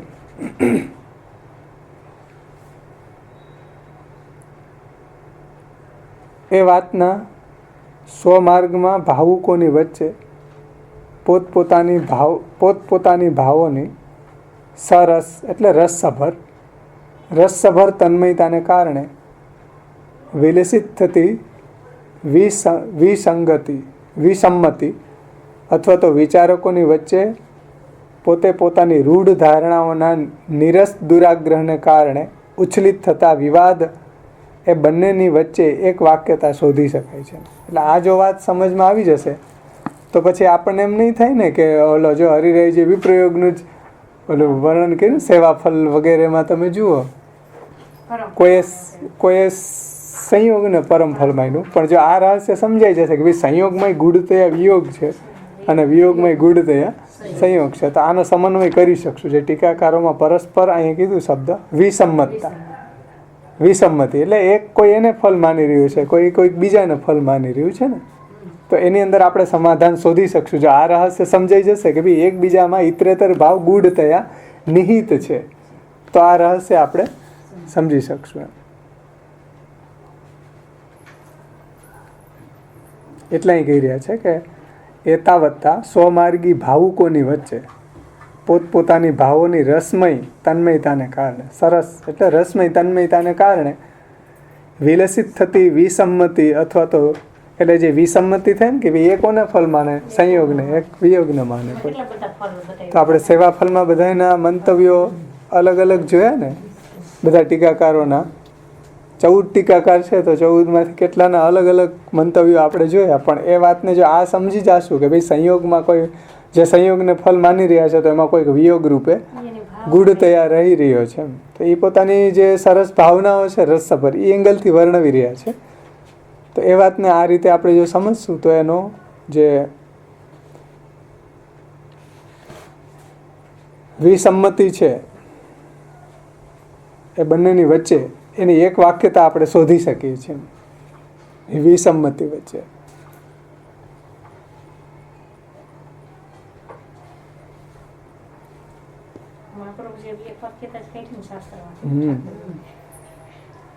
આ પ્રક્રિયા માત્ર આગળના નામોના જોડકાનું જ રહસ્ય છે. આ પ્રક્રિયા માત્ર આગળના જે નામો આપણે જોયા એ નામોના જોડકાનું જ રહસ્ય છે એવું ન માની લેવું જોઈએ. કેમ કે સર્વોત્તમ સ્તોત્ર અંતર્ગત બીજા પણ કેટલાય નામોના જોડકાના સંદર્ભમાં ઇતરેતરમાં નિગૂઢતયા વિદ્યમાન રહેવાની આ પ્રક્રિયાનું નિર્દેશન આપણને મળી શકે છે. એટલે ઇતરેતર ભાવના ગૂઢ અને પ્રગટ રહેવાના આમાં સર્વોત્તમ સ્તોત્રની અંદર આપણને જોવામાં આવે છે કે સર્વોત્તમ સ્તોત્ર અંતર્ગત બીજા પણ કેટલાય નામોના જોડકાની અંદર નામોના જોડકામાં એ સંદર્ભમાં ઇતરેતરમાં નિગૂઢતયા વિદ્યમાન રહેવાની, એટલે એકબીજામાં નિગૂઢ રહેવું, એ રહેવાની વિદ્યમાન રહેવાની આ પ્રક્રિયાનું નિર્દેશન આપણને મળી શકે છે. એના ઉદાહરણ અહીંયા શ્રી આપ્યા છે કે શ્રી ભાગવત ગૂઢાર્થ પ્રકાશન પરાયણ, તો એમાં જુઓ સાકાર બ્રહ્મવાદિક સ્થાપકો. હવે જો ભાગવતનો ગૂઢાર્થ પ્રકટ કરીને શું કરવાનું છે, સાકાર બ્રહ્મવાદનું સ્થાપન એટલે ભગવત સેવા. તો જો કંઈક ગૂઢાર્થમાં સાકાર બ્રહ્મવાદનું સ્થાપન છે, એમ સાકાર બ્રહ્મવાદની અંદર કંઈક ગૂઢાર્થ રૂપે ભાગવતનું પ્રકાશન છે. પછી વેદ પારંગતતા અને માયાવાદ નિરાકરણતા. તો વેદ પારંગતતાની અંદર ગુઢતયા માયાવાદનું નિરાકરણ છે. માયાવાદના નિરાકરણમાં કંઈક ગુઢતયા વેદ પારંગતતા જ છે ને, વેદ પારંગતતા ન હોય તો માયાવાદનું નિરાકરણ થાય કેવી રીતના? એટલે આ એક પરસ્પર જો ઇતરેતર કેમ એકબીજાની અંદર ગૂઢ ભાવો પ્રગટ છે, એટલે એકબીજાની અંદર ઇતરેતરમાં નિગૂઢતયા વિદ્યમાન છે. દૈવોદ્ધાર પ્રયત્નાત્મા અને આ સ્મૃતિ માત્રાર્થી નાશ.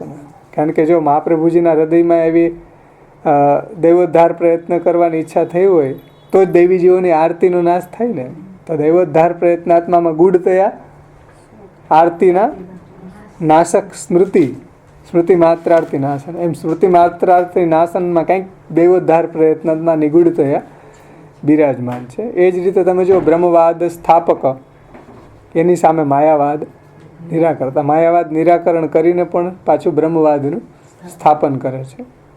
તો એ રીતે એમાં ગૂઢતયા ઇતરેતરમાં નિગૂઢતયા વિદ્યમાન આ વાત આપણે સમજી શકીએ કે આચાર્ય અંગીકૃતિ મૂલક ગોપીશ વલ્લભીકરણ, એટલે અંગીકૃત એવું ગોપીશ વલ્લભીકૃત માનવ. તો જુઓ શ્રી મહાપ્રભુજી અંગીકાર કરી અને વલ્લભ ગોપીજન વલ્લભ શ્રી કૃષ્ણને પ્રિય બનાવે છે, પણ કઈ રીતે? અંગીકૃતો સમર્યાદ.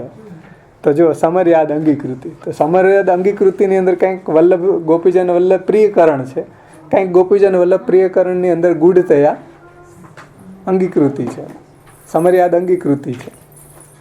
એ જ રીતે મહોદ્ધાર ચરિત્રવાન અને પ્રાકૃતાનુકૃતિ વ્યાજ મોહિતાસુર માનુષ. તો કંઈક મોહ પમાડી રહ્યા છે, તો એમાં મહોદ્ધાર ચરિત્રની અંદર કંઈક એ ગૂઢતયા છે, અને પ્રાકૃતાનુકૃતિ વ્યાજની અંદર કંઈક ગૂઢતયા મહોદ્ધાર ચરિત્રવાનતા છે. એટલે બધાય જાણી નથી શકતા. જો મહાપ્રભુજીના સ્વરૂપને જે બીજા જીવો છે, પ્રવાહી જીવો, એ મહાપ્રભુજીના આવા સ્વરૂપને જાણી નથી શકતા, કારણ કે પ્રાકૃતાનુકૃતિ વ્યાજ મોહિતાસુર માનસ. ભગવાન શ્રી આચાર્યજીના મહોદ્ધાર ચરિત્રને એ જાણી શકતા નથી. વૈશ્વાનર વલ્લભ, તો આ વૈશ્વાનર અને વલ્લભ છે એ પણ જોડકા એવા જ છે કે એકબીજાની અંદર ઇતરેતરમાં નિગૂઢ થયા રહે છે.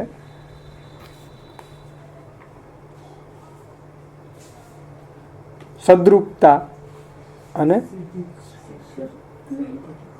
હિતકૃત્સતામ, એટલે સિદ્ધિત કૃતિ, હિતકૃત્સતામ, જે આપણે કહીએ સત્પુરુષોનું હિત કરવાવાળા છે. તો સદ્રુપતા, એ જ રીતે ભક્તદીઠ ભક્ત સેવિતા, રોષદ્રક પાત સંપૃષ્ટ ભક્તદીઠ અને ભક્ત સેવિતા, કંઈક ભક્તિ સેવ્યતા છે અને કંઈક એની અંદર કંઈક રોષદ્રક પાત સંપૃષ્ટ પણ એમાં ગૂઢતયા છે. એ જ રીતે ભક્તદ્વીટ ભક્ત સેવિતમાં કંઈક રોષદ્રક પાત સંપૃષ્ટ, એમાં કંઈક ભક્ત સેવ્યતા છે એમ ગૂઢતયા. એ જ રીતે સુખ સેવ્યતાની અંદર દુરારાધ્યતા, પૂર્ણાનંદતા અને પૂર્ણ કામતા, સ્વવંશે સ્થાપિતા શેષ સ્વમહાત્મ્ય, એટલે સ્વવંશા અશેષ મહાત્મ્ય સ્થાપન અને સ્મય નિવારણ. તો સ્વવંશમાં પોતાનું મહાત્મ્ય સ્થાપન કર્યું, પણ જો એ મોનોપોલાઇઝ કરતા હોય તો મહાપ્રભુજી તરત નામ આપે સ્મયાપહ, એટલે મોનોપોલાઇઝ નહીં કરતા, અહંકારનો નાશ કરવાવાળા મહાપ્રભુજી છે. તદ ભાવે સ્વયં વાપી મૂર્તિમ કૃત્વા હરે ક્વચિત. એ હું કહેતો કે અમારા સિવાય કોઈ બ્રહ્મ સંબંધ આપી જ ન શકે અને કોઈને ભગવત પ્રાપ્તિ અમારા સિવાય ન થાય, તો મહાપ્રભુજી સ્મયાપહી છે, એટલે અહંકારને ખંડન કરી દે છે. એમ કઈ રીતે? તદ ભાવે સ્વયં વાપી મૂર્તિમ કૃત્વા હરે ક્વચિત પરિચર્યામ સદા કુર્યા તદ્રૂપમ તત્ર ચ સ્થિતમ.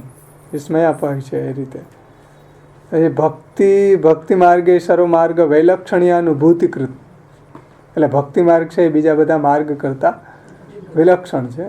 તો એ જ રીતે પૃથક શરણ માર્ગોપદેષ્ટા, જો એકબીજાની અંદર ઇતરેતરમાં નિગૂઢ છે આ વાત, કે પૃથક શરણ માર્ગ આપશ્રીએ પ્રગટ કર્યો છે, એમાં ગૂઢતયા ભક્તિ માર્ગ સર્વમાર્ગની અંદર વિલક્ષણ છે એ વાત નિગૂઢતયા બિરાજે છે. અને એ જ રીતે ભક્તિ માર્ગ સર્વમાર્ગથી કંઈક વિલક્ષણ છે, એમાં પૃથક શરણ માર્ગની કંઈક નિગૂઢતા છે. સર્વાનાશક્તિ એટલે સર્વ અનાસક્તિ છે, ભક્ત માત્રાશક્તિ. તો ભક્ત માત્રાશક્તમાં કંઈક સર્વમાં અનાસક્તિ ગૂઢ રહે છે, સર્વાનાશક્તિમાં કંઈક ગૂઢતયા ભક્ત માત્રાશક્ત રહે છે. હમણાં આપણે જોયું ને મહાપ્રભુજીનો વૈરાગ્ય ગુણ, શ્રી સ્ફુરત કૃષ્ણ પ્રેમામૃતમાં છેલ્લો શ્લોક, તો એમાં આ જ વાત બતાવી કે સર્વ અનાસક્તિ અને ભક્ત માત્રાશક્તિ. એ જ રીતે યજ્ઞ ભોગતા, યજ્ઞ કરતા, તો યજ્ઞ કરતામાં કાંઈક યજ્ઞ ભોગતા નિગૂઢ અંતર્નિહિત છે. એ જ રીતે યજ્ઞ ભોગતામાં યજ્ઞ કરતા કર્તૃતા અંતર્નિહિત છે, યજ્ઞ કર્તૃતામાં યજ્ઞ ભોક્તૃતા અંતર્નિહિત છે. આ નામોની અંદર આ નામોની આ સંદર્ભમાં વિશદ વિવેચના અહીં શક્ય ન હોવાથી માત્ર સંકેત આપવામાં આવે છે. એટલે આ રીતે એકબીજાની અંદર એક બીજું નામ છે એ ઇતરેતરમાં નિગૂઢતયા વિદ્યમાન છે. આવા જોડકા નામો જે છે એની અંદર આ તો એક ઉપલક્ષણ વિધિથી આપણને સમજાવ્યા. આ રીતે આપણે ઘણા બધા નામો સર્વોત્તમ સ્તોત્રમાં સમજી શકીએ. પરંતુ આને સારી રીતે હૃદયારૂઢ એટલે કે હૃદયગત રાખવાથી પ્રાચીન વ્યાખ્યાકારો દ્વારા આપેલા બહુવિધ તાત્પર્ય વિવેચનમાં મૂલકારના તાત્પર્યને અનવગાહ્ય હોવાની કુંઠાથી અવશ્ય બહાર નીકળી શકાય છે. એટલે બીજા બધા વ્યાખ્યાકારોએ આપેલા જે બહુવિધ તાત્પર્ય વિવેચન છે, કોઈ આને તાત્પર્ય માને, કોઈ આને તાત્પર્ય, સેવા ફલમાં વિચાર કરી તો કોઈ આ ફલને બતાવે, કોઈ ઓલા ફલને બતાવે, અલગ અલગ બધાના મંતવ્ય છે ને. પણ જો આ ગૂઢ અને પ્રગટ ભાવને રહસ્યને સમજી જાય તો પછી આપણે મૂલકારના તાત્પર્યને અનવગાહ્ય હોવાની કુંઠાથી અવશ્ય બહાર નીકળી શકીએ. એટલે એનું અવગાહ્ય કરી શકીએ એમ, એટલે એને સારી રીતે સમજી શકીએ. તાત્પર્ય અનવગાહ્ય હોવાની કુંઠાથી અવશ્ય બહાર નીકળી શકીએ. એનો મતલબ આપણે એને સારી રીતે સમજી શકીએ. જો આ ગૂઢ ઇતરેતરના ગૂઢ અને પ્રગટ ભાવોને સમજી જાય તો આ રહસ્ય આપણને સમજી જાય.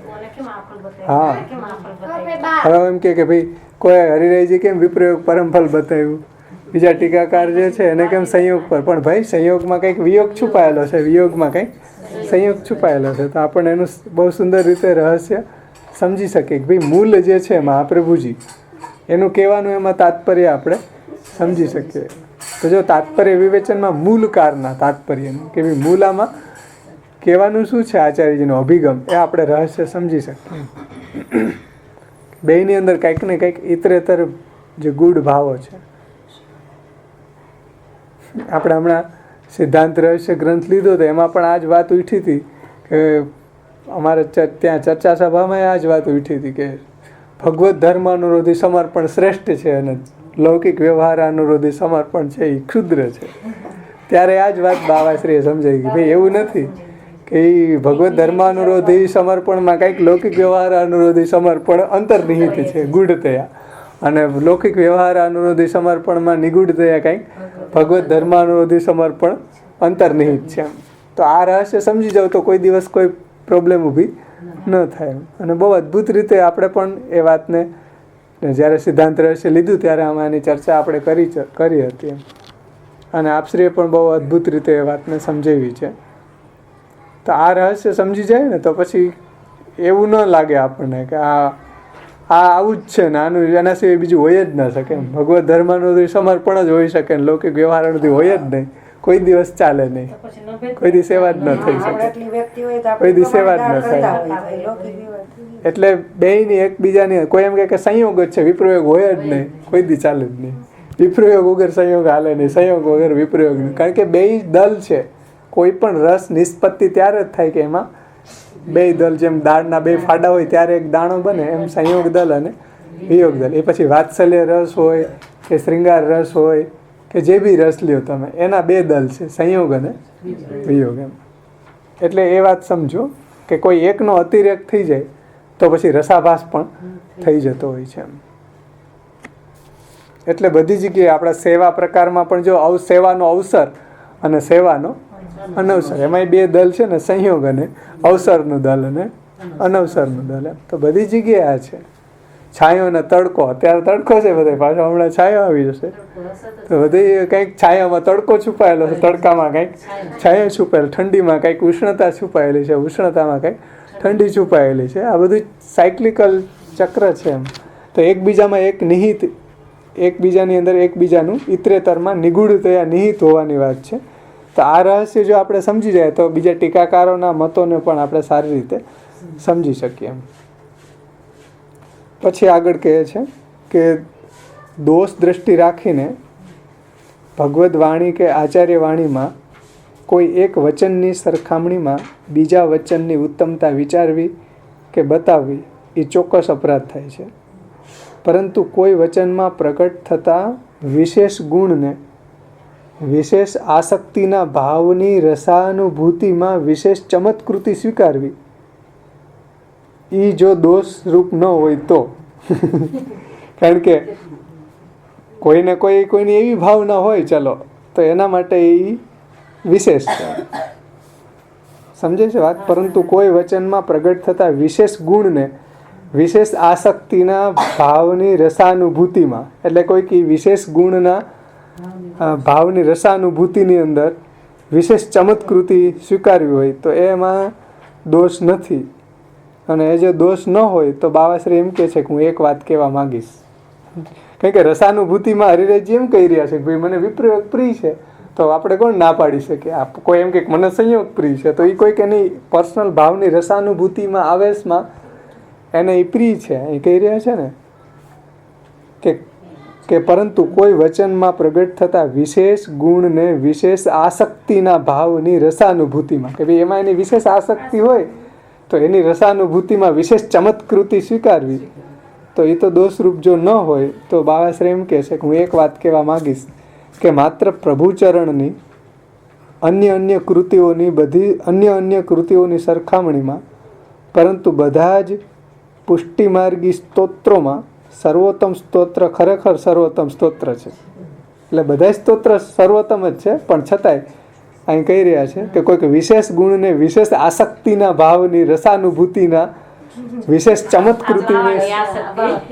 ચમત્કૃતિને સ્વીકારવાથી જો દોષ ન થતો હોય તો એક વાત કહેવા માંગીશ કે સર્વોત્તમ સ્તોત્ર ખરેખર સર્વોત્તમ સ્તોત્ર છે બીજા બધા ગ્રંથોની સરખામણીમાં. એટલે કે અન્ય કૃતિઓની સરખામણીમાં, પરંતુ બધા જ પુષ્ટિમાર્ગી સ્તોત્રોમાં સર્વોત્તમ સ્તોત્ર ખરેખર સર્વોત્તમ સ્તોત્ર છે. કારણ કે જે પ્રકારે આ સ્તોત્રમાં મહાપ્રભુના ધર્મ દર્શન સંબંધી, હવે એનું કારણ બતાવે છે કે સર્વોત્તમ સ્તોત્ર શા માટે છે.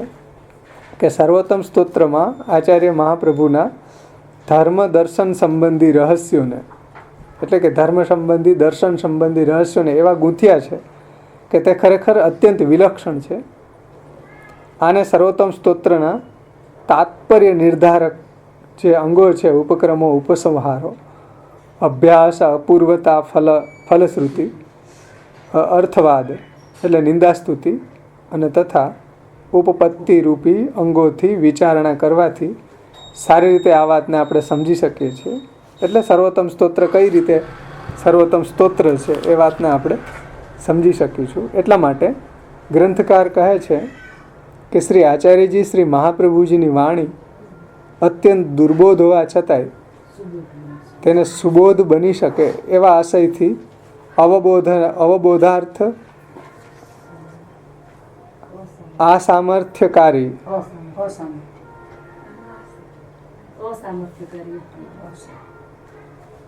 અસામર્થ્યકારી પાપોને હરવાવાળા શ્રી મહાપ્રભુજીના 108 નામ હું પ્રગટ કરીશ.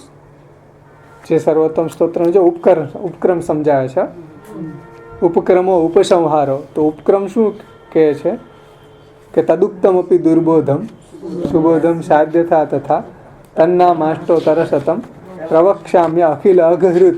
આજે હું નામો લખી રહ્યો છું એ નામો શ્રી મહાપ્રભુજીની વાણીને સમજવામાં જે કંઈ કઠિનાઈ છે એ કઠિનાઈ દૂર થાય મારી. કારણ કે વલ્ભાષ્ટકને યાદ કરો કે તસૈવ આત્માનુભાવ પ્રગટન હૃદયસ્યાગ્ય. ભગવાને આજ્ઞા કરી શ્રી મહાપ્રભુજીને આત્માનુભાવ પ્રગટ કરવા. પણ આત્માનુભાવ પ્રગટ કેમ કરવાનો છે? આચાર્ય રૂપે પ્રગટ થઈને. આચાર્ય રૂપે પ્રગટ થઈને મતલબ વાણી દ્વારા. તો વાણી દ્વારા પ્રગટ કર્યો. જો વાણી જ ન સમજાય તો આત્માનુભાવ કેમ સમજાય? આત્માનુભાવ ન સમજાય તો લીલાનું ચિંતન, સ્મરણ, કીર્તન કરવું કેમ? સેવા એ ન થાય તો ભગવાનની પ્રાપ્તિ કેમ થાય? તો રહસ્ય સમજો. આ વાત જાય છે ક્યાં? ઉપક્રમમાં એ જ વાત જાય છે કે નિરોધ અવસ્થાવાળી ભક્તિ સિદ્ધ થવામાં આડે શું આવી રહ્યું છે કે એક તો મહાપ્રભુજીની વાણી સમજાય તો આપણે મહાપ્રભુજીએ બતાવેલી ઉપદિષ્ટ પ્રણાલી પ્રમાણે સેવા કીર્તન કરીએ ને, અને એ પ્રમાણે કરીએ તો આપણી ભક્તિ નિરોધાવાપન થાય ને. તો જો સર્વોત્તમ સ્તોત્ર કઈ રીતે નિરોધ લક્ષણમાં જેમ નાતઃ પરતરો મંત્ર, નાતઃ પરતરસ્તવ, નાતઃ પરતરા વિદ્યા, તીર્થમ નાતઃ પરાત પરમ કહી રહ્યા છે, તો એ વાત અહીંયા સમજાવે છે કે ભાઈ સર્વોત્તમ સ્તોત્ર જેમ નિરોધનું એટલે નિરોધ લક્ષણ ગ્રંથનું તાત્પર્ય નિરોધ અવસ્થાપન ભક્તિમાં છે, એમ સર્વોત્તમ સ્તોત્રનું પણ તાત્પર્ય નિરોધ અવસ્થાપન ભક્તિમાં જ છે. એટલા માટે એ નિરોધ લક્ષણથી સર્વોત્તમ સ્તોત્ર જરા પણ અલગ નથી, એટલે સર્વોત્તમ છે. અને એટલે ત્યાં મહાપ્રભુજી નાતઃ પરતરો મંત્ર, નાતઃ પરસ્તરસ્તવ, નાતઃ પરતરા વિદ્યા, તીર્થમ નાતઃ પરાત પરમ કહી રહ્યા છે. એ જ વાત તો ગુસાઈજી કહી રહ્યા છે. એનાથી કોઈ અલગ વાત ગુસાઈજી કહેતા નથી. એ તાત્પર્ય નિર્ધારક. આ તાત્પર્ય આપણે સમજશું તો સર્વોત્તમનું રહસ્ય આપણને એ વાત સમજાશે કે નિરોધ અવસ્થાવાળી ભક્તિ જ આ સર્વોત્તમ સ્તોત્રનું તાત્પર્ય છે. જે વાત શ્રી મહાપ્રભુજી આપણને નિરોધ લક્ષણ ગ્રંથની અંદર સમજાવ્યું છે. કારણ કે તદુક્તમ અપી દુર્બોધમ સુબોધમ સાધ્યથા તથા તન્ના માષ્ટો તરસતમ પ્રવક્ષામ્ય અખિલ અઘરુત. એવી ભક્તિ થવામાં કંઈક અગાડે આવી રહ્યા છે. મહાપ્રભુજીની વાણી દુર્બોધ છે. એ સમજાય તો આપણે આત્માનુભાવને સમજી શકીએ ને. આત્માનુભાવ પ્રગટ કર્યો છે, પણ કઈ રીતે પ્રગટ કર્યો? વાણ્યા યદા તદા સ્વાસ્યમ પ્રાદુર્ભૂતમ ચકારે. વાણી દ્વારા પ્રગટ કરવો છે આત્માનુભાવ. કોઈ ચતુર્ભુજ રૂપે ભગવાન પ્રગટ થઈ ગયા કાળાગ્રમાં, હાલો આવી જાઓ બધા, નહીતર એક શંખ અડાડી દઈશ કે કાંઈક ગદા મારી દઈશ વાહમાં, કે ચક્ર છોડીશ તો બધા આવી જાય તો શરણોમાં. એવું મહાપ્રભુજીએ કર્યું નથી. ઘૂમીને ખુલ્લા ચરણારવિંદે, આવા ધોમ તડકાના શ્રી મહાપ્રભુજી ખુલ્લા ચરણારવિંદે દેવીજીઓને શોધતા હતા. શા માટે? આજ્ઞયા તસ્ચૈ આત્માનુભાવ પ્રકટન હૃદયશ્ચાજ્ઞયા પ્રાદુરાસિત ભૂમો એ સન્મનુષ્ય કૃતિ અતિકરણ સ્તંભ પ્રપદ્ય હુતાશમ. તો એક એક ખોજીને દેવીજીઓને ખોજી રહ્યા છે મહાપ્રભુજી. એટલે ઠાકોરજીની ઈચ્છા એવી છે કે ભાઈ મારું મહાત્મય કલિકાલને કારણે એટલું તમચ્છન્ન દષ્ટિત્વાદ વિદુષામ અપી સંપ્રતિ અવિશેષતસ્ય મહાત્મ્યમ સમભૂતભૂમિ. મારું મહાત્મ્ય છે, ભગવદ મહાત્મ્ય છે, આચ્છાદિત થઈ ગયું છે. એટલા માટે ભગવાનને દેવીજીઓ આવા મહાત્મ્યને ન જાણવાથી ભગવત પ્રાપ્તિનો ઉપાય શોધી શકતા ન હતા. એટલા માટે ભગવાનને દયા ઉપજી કે ભાઈ આવા દેવીજીઓને મારા સુધી કેમ લઈ આવવા. એટલે આત્માનુભાવ પ્રગટ કરવાની ઈચ્છાથી એને ભૂતલ ઉપર શ્રી મહાપ્રભુજીને પ્રગટ કર્યા. અને મહાપ્રભુજીને જે આજ્ઞાઓ કરી કે ભાઈ આ રીતે તમે ભગવત સેવા કથા ગુણગાન કરશો, આ રીતે તમે જીવશો તો તમે ભગવાનની લીલાને પ્રાપ્ત કરી શકશો અથવા ભગવત પ્રાપ્તિ થઈ શકશે. પણ એનું કહેલું આપણને સમજાવવું તો જોઈએ ને. તો એ કહેલું જો સમજાય તો આપણે નિરોધાવાપન ભક્તિ સુધી પહોંચી શકીએ. તો એ સમજવા માટે અહીંયા કહે છે કે એ તો દુર્બોધ છે. તો એને સમજવા માટે અષ્ટોત્તર સતનામ છે કે જો આને સમજશું તો આપણે મહાપ્રભુજીની વાણી પ્રમાણે જીવન જીવી શકશું. શ્રી મહાપ્રભુજીની વાણી પ્રમાણે જો જીવન જીવશું તો નિરોધ અવસ્થાપન્ન ભક્તિ સુધી આપણે પહોંચી શકશું. તો જો સર્વોત્તમ સ્તોત્રનો ઉપક્રમ પણ એ જ વાત સમજાવે છે કે જે નિરોધ લક્ષણની અંદર આપણને શ્રી મહાપ્રભુજીએ સમજાવી છે. તો શ્રી મહાપ્રભુજીની વાણી અત્યંત દુર્બોધ હોવા છતાં પણ તે સુબોધ બની શકે છે. એ આશયથી અવબોધાર્થ અસામર્થ્યકારી પાપોને હરવાવાળા આ પછી સ્પેસ હોવું જોઈએ. આ સામર્થ્યકારી પાપોને હરવાવાળા.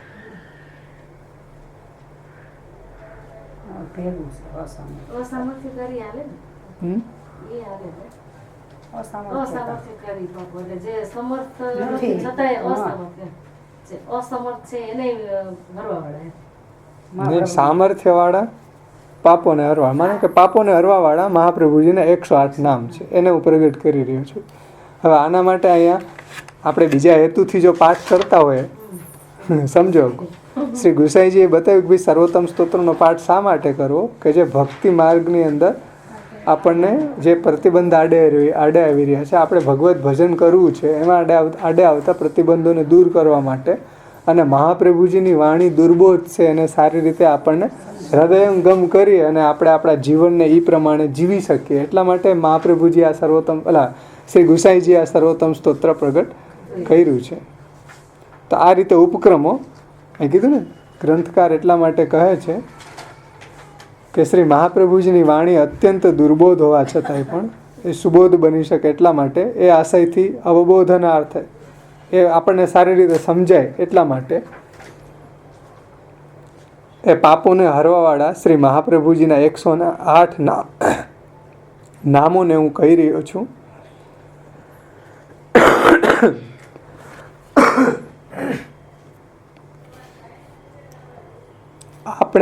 આપણે જોઈ શકીએ છીએ કે તેથી જ પ્રભુચરણ મંગલાચરણની અંદર એટલે પ્રાકૃત ધર્માનાશ્રય અપ્રાકૃત નિખિલ ધર્મ રૂપમિતિ નિગમ પ્રતિપાદ્યમ યત તચ્છુદ્ધમ શાકૃતિ સ્તૌમિ. એ મંગલાચરણમાં શ્રી મહાપ્રભુજીના દર્શનનો સાર, એટલે મહાપ્રભુજીનું દર્શન છે સાકાર બ્રહ્મવાદિક સ્થાપકો, શુદ્ધાદ્વૈત બ્રહ્મવાદાનુસારી સાકાર બ્રહ્મવાદનું સ્થાપન.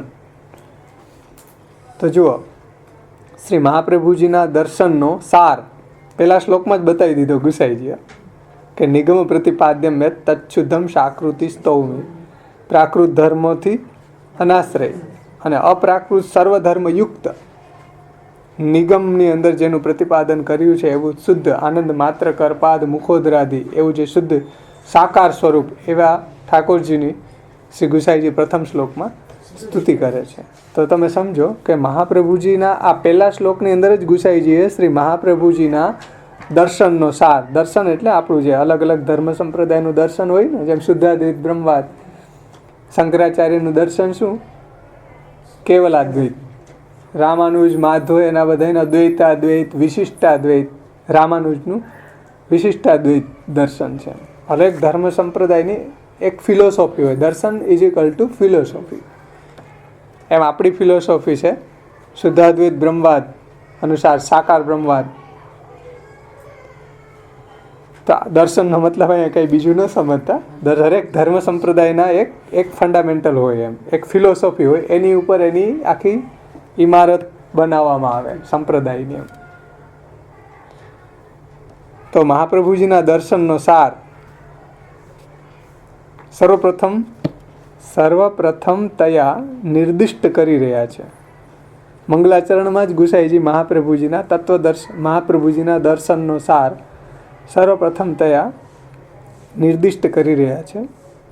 શ્રી મહાપ્રભુજીએ પોતાના મતની સંગ્રહકારિકા પોતે એમ કહેવા માગી શ્રી મહાપ્રભુજીએ પોતાના મતની સંગ્રહકારિકા પોતે એમ કહેવા માગી છે કે સાકારમ બ્રહ્મ શુદ્ધમ. સમજો, શ્રી મહાપ્રભુજીએ પોતાના મતની, મહાપ્રભુજીનો મત શું છે આપણો?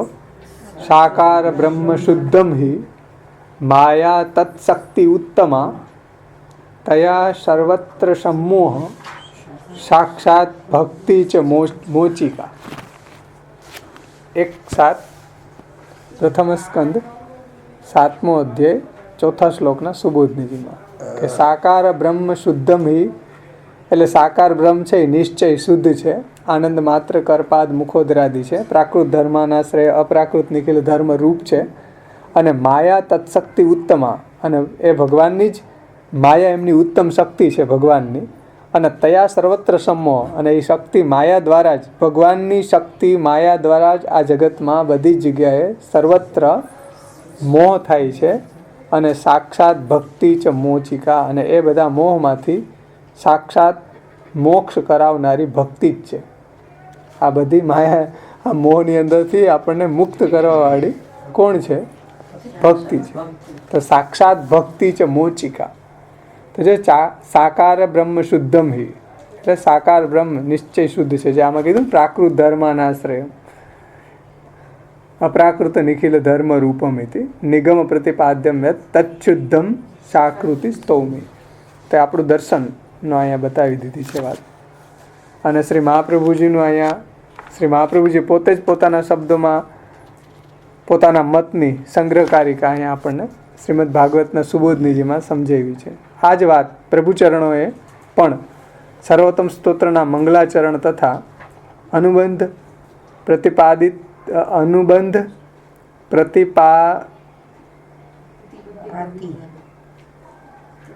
ને શું શબ્દ છે?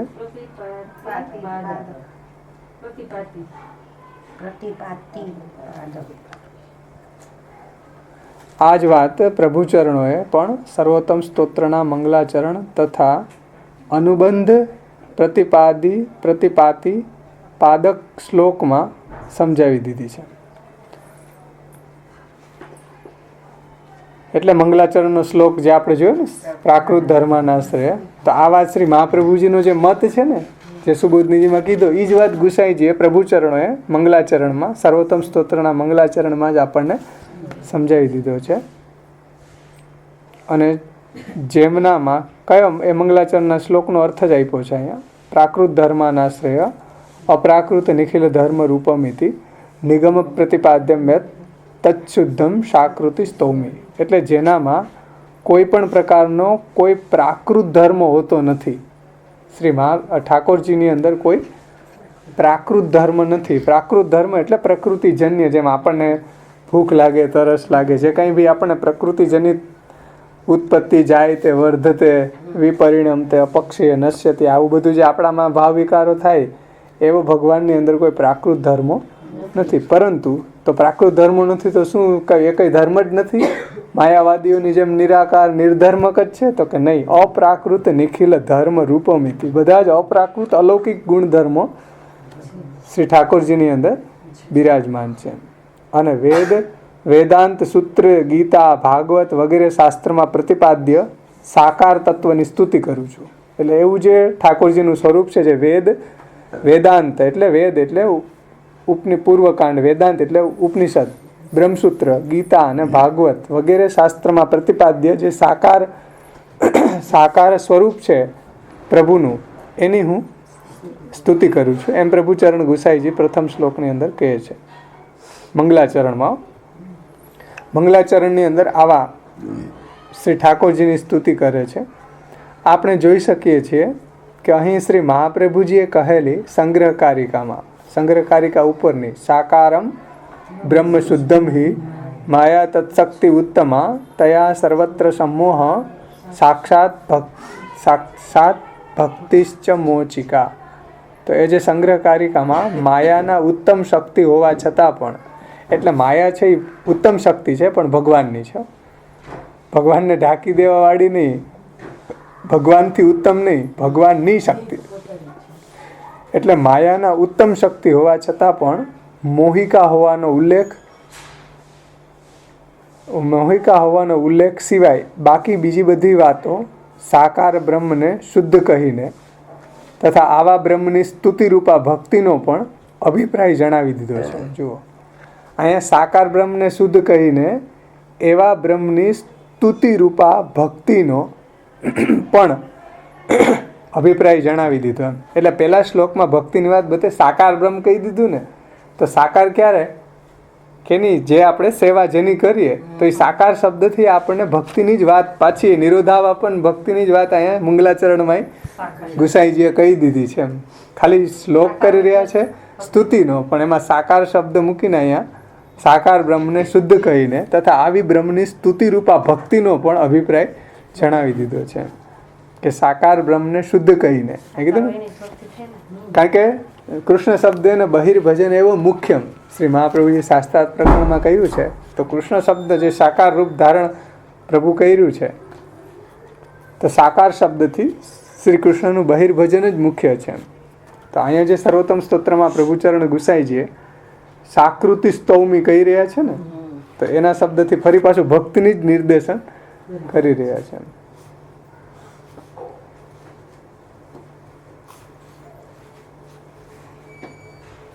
એટલે ઉપર જે સંગ્રહકારિકા શ્લોકમાં માયાની વાત છે ને, એને છોડીને બીજી બધી વાત સંગ્રહકારિકાની આ પ્રથમ શ્લોકમાં જ કહી દીધી છે ગુસાઈજીએ.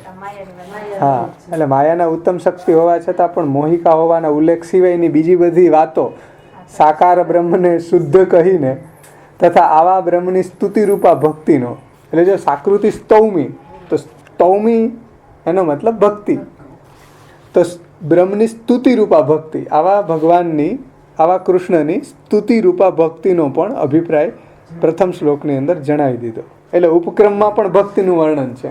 ઉપક્રમો ઉપસંહારો અભ્યાસો અપૂર્વતા ફલમ અર્થવાદો ઉપપત્તિશ્ચ લિંગમ તાત્પર્ય નિર્ણય, બધાયમાં નિરોધ અવસ્થાપન્ન ભક્તિની જ વાત ગુસાઈજી મહારાજ આ સર્વોત્તમ સ્તોત્ર દ્વારા કહેવા માગી રહ્યા છે, જે નિરોધ લક્ષણમાં કહી રહ્યા. એટલે આ બધાનું તાત્પર્ય અહીંયા આ પૂજ્ય શ્યામબાવા આખા સર્વોત્તમ સ્તોત્રનું તાત્પર્ય શેમાં છે? તમે 1000 પાઠ કરી જાવ ને તાત્પર્ય ન સમજાય તો પૂરું. શૂન્યમદ શૂન્યમિદમ શૂન્યાત શૂન્યમ ઉદચ્યતે શૂન્ય છે શૂન્યમાદાય શૂન્યમેવા વશિષ્યતે. પણ આ તાત્પર્ય સમજો, બહુ અદ્ભુત રહસ્ય આપશ્રીએ સમજાવ્યું છે સર્વોત્તમ સ્તોત્રનું તાત્પર્ય. આગળ પણ આપણે સૌંદર્યપદનું તાત્પર્ય સૌંદર્યપદની ટીકામાં સમજાતા, તો તાત્પર્ય સમજવું બહુ જરૂરી છે. બીજું બધું સમજો કે ન સમજો, પણ તાત્પર્ય સમજી લેવું જોઈએ. તો એ વાત અહીંયા સમજાવે છે આપશ્રી. બ્રહ્મનો સ્વયં ગુણધર્મ, બ્રહ્મને સ્વયં ગુણધર્માત્મક અર્થાપત્યા ગુણધર્મોના બ્રહ્માત્મક હોવાના ઉલ્લેખ દ્વારા,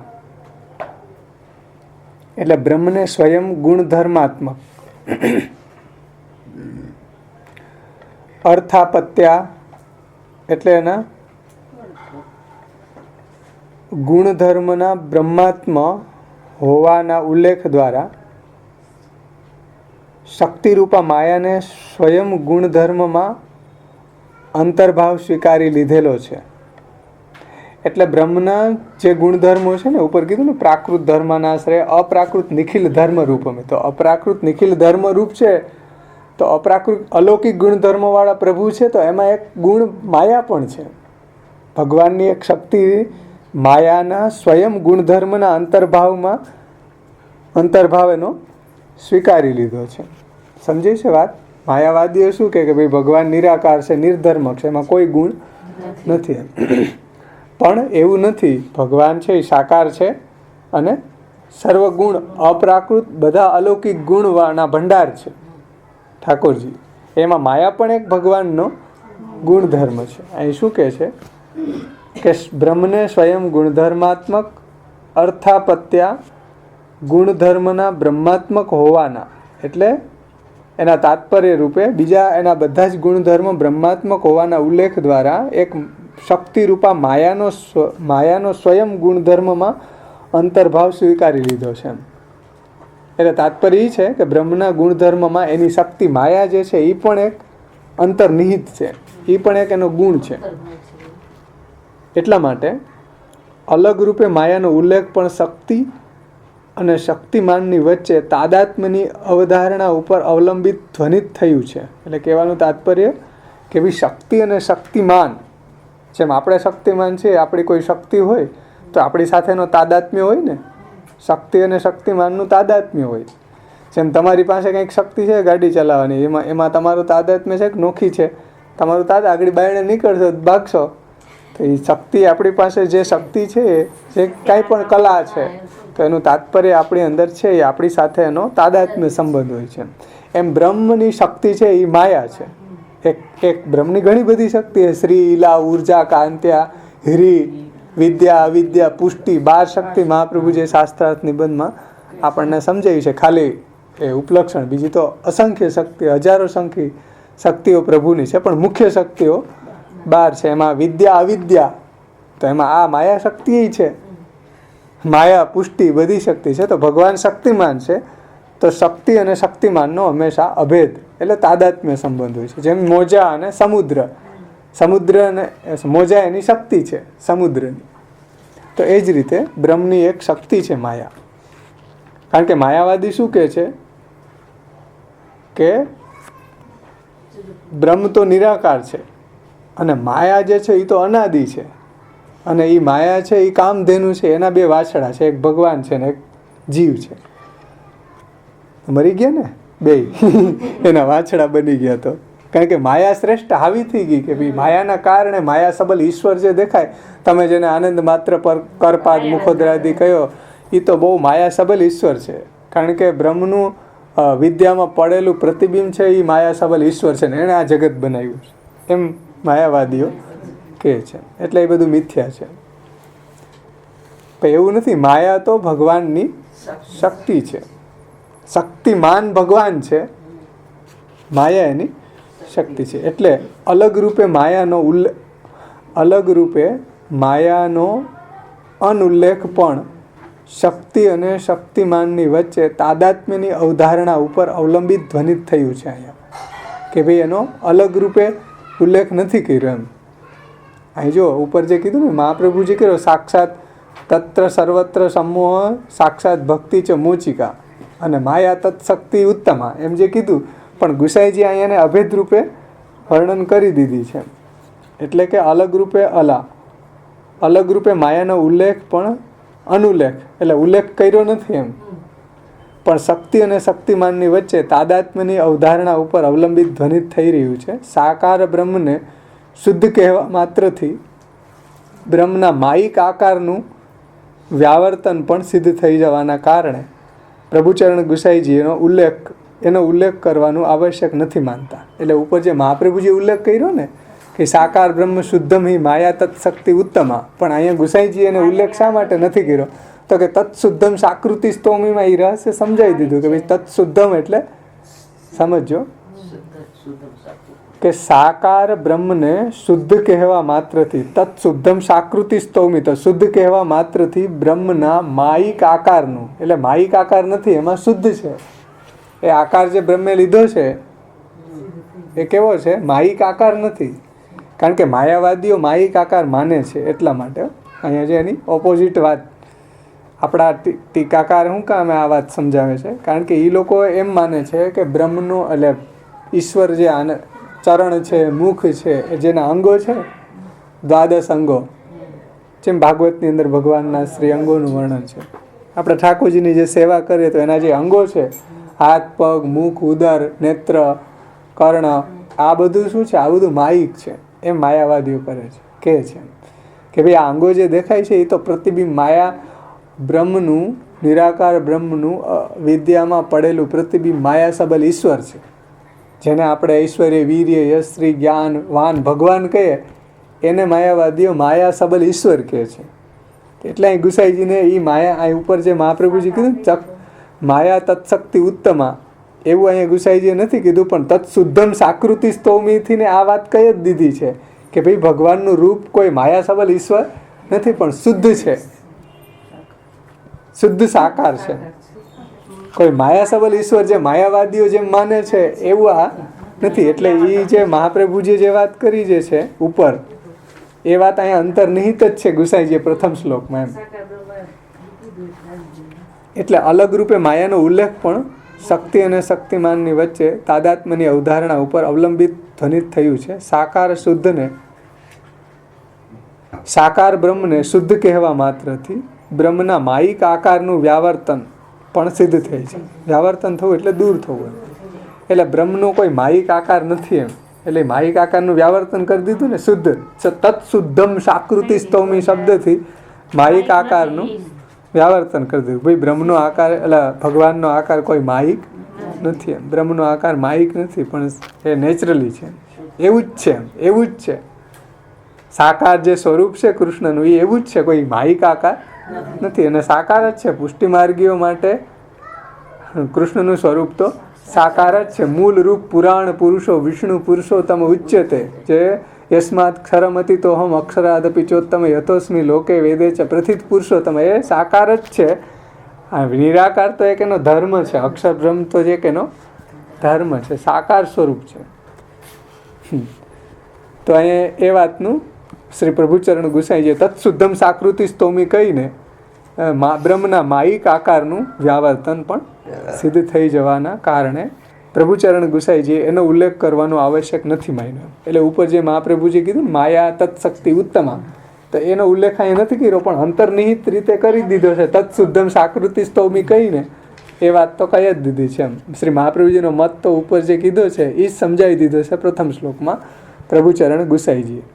આથી જ આ જ રીતે સૌંદર્ય પદ્યમાં પણ પ્રતિપાદ્ય બ્રહ્મના મહાત્મ્ય જ્ઞાન પ્રાપ્ત થઈ જવા પર તેમના પ્રત્યે સુદૃઢ સર્વતો અધિક સ્નેહના ગૂઢ ભાવોવાળી ભક્તિના પ્રાદુર્ભાવ કરવા માટે જે અથવા તો જેવા સૌંદર્યના રહસ્યનું વિવરણ ઉપદેશાયેલ છે તેને પણ પ્રભુચરણ કેટલી મનોરમ રીતિની સાથે અહીંયા સર્વોત્તમ સ્તોત્રમાં વર્ણવી રહ્યા છે.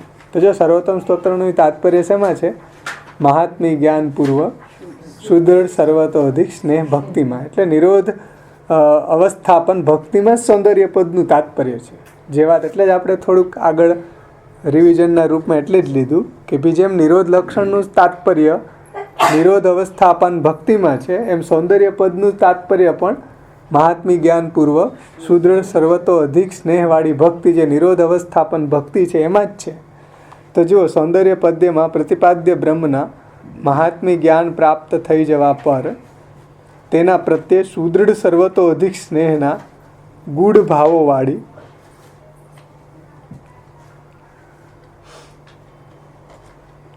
ભક્તિના પ્રાદુર્ભાવ કરવા માટે જ છે. સૌંદર્ય પદની અંદર પ્રતિપાદ્ય બ્રહ્મના મહાત્મ્ય જ્ઞાન, એટલે આપણે એમાં જોયું ને આખું સૌંદર્ય પદ્યની અંદર ભોગતા, ભોગ્ય, સાક્ષી બધું તાત્વિક એંગલથી બાવાએ સમજાવ્યું ને કે ભાઈ જીવ જે છે ભોગતા છે, જળ વસ્તુ છે એ ભોગ્ય છે, અંતર્યામી છે એ સાક્ષી છે. તો ન્યાય એ લેવલ ઉપર એ સમજાવ્યું ને, તાત્વિક લેવલ ઉપર આ વાત આપણે સમજ્યા હતા. ઠાકોરજી જે ભાવથી સેવા લેવા માંગે મહાપ્રભુજી તૈયાર છે સેવા કરવા. ભક્તિનો જ ભાવ થી મહાપ્રભુજી. હા, તો એ જ રીતે અથવા તો એવા સૌંદર્યના રહસ્યનું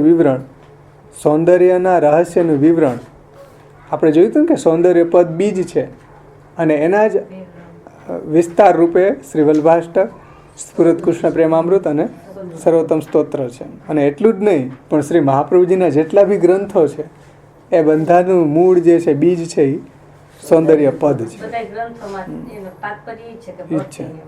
અને બધાય તમે જો આમાં જે નામો છે મહાપ્રભુજીના, એ મહાપ્રભુજીના જેટલા બી ગ્રંથો હોય એ પછી કર્તવ્ય નિરૂપણ કરવાવાળા ગ્રંથો હોય કે લીલા ઉપદેશના ગ્રંથો હોય કે કર્તવ્ય ઉપદેશના ગ્રંથો હોય, બધામાં કોઈ એવો ગ્રંથ નહીં હોય કે એની સંગતિ સર્વોત્તમ સ્તોત્રમાં ન મળતી.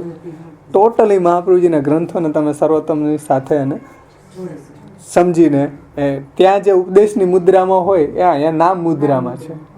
એ આપણે વિસ્તારથી આગળ જોશું કઈ રીતે બીજા બધા ગ્રંથોમાં ઉપદેશ મુદ્રામાં છે. એ જ વાત ગુસાઈજી અહીંયા સર્વોત્તમ સ્તોત્રમાં નામ મુદ્રાથી કહી છે. તે આપણે આગળ જે વિષય આવશે ત્યારે એનું અવગાહન કરશું. અત્યારે આપણે ઉપક્રમો, ઉપસંહારો, અભ્યાસો, અપૂર્વતા ફલમ, અર્થવાદો, ઉપપત્તિશ્ચ, લિંગમ, તાત્પર્ય નિર્ણય કે ભાઈ સર્વોત્તમ સ્તોત્રનું તાત્પર્ય શેમાં છે એ વાત આપ શ્રી સમજાવી રહ્યા છે કે સૌંદર્યના રહસ્યનું વિવરણ ઉપદેશાયેલ છે. એટલે આ સૌંદર્ય અથવા જેવા સૌંદર્યના રહસ્યનું વિવરણ ઉપદેશાયેલ છે તેને પણ પ્રભુચરણ ગુસાઈજી આ સર્વોત્તમ સ્તોત્રની અંદર કેવી રીતના મનોરમ રીતે, એટલે સુંદર રીતે એને સમજાવી દીધું છે. કઈ રીતે તો હવે એ સમજાવે છે. એમાં પ્રથમ ઉપક્રમ પહેલાં આપણને એ વાત સમજાવે છે અનુબદ્ધ ચતુષ્ટય કે ભાઈ આ સર્વોત્તમ સ્તોત્રનો અધિકારી, એનો વિષય, એનો સંબંધ અને એનું પ્રયોજન. કોઈ પણ ગ્રંથને સમજતા પહેલાં એની અનુબદ્ધ ચતુષ્ટય છે એ સમજવી જરૂરી છે, બહુ જરૂરી છે. કારણ કે આપણે જોતું હોય કંઈક, વાંચતા હોય કંઈક ને નીકળે કંઈક, એના કરતાં પહેલાં કોઈ પણ ગ્રંથનો ઉપોદ્ઘાત હોય એમાં આ ચારેય વસ્તુ એમાં સમજાવી દીધી હોય કે આ ગ્રંથનો અધિકારી કોણ, આ ગ્રંથનો વિષય શું, આ ગ્રંથનો વિષય સાથેનો સંબંધ શું અને આ ગ્રંથનું પ્રયોજન શું, એમ ફલ શું.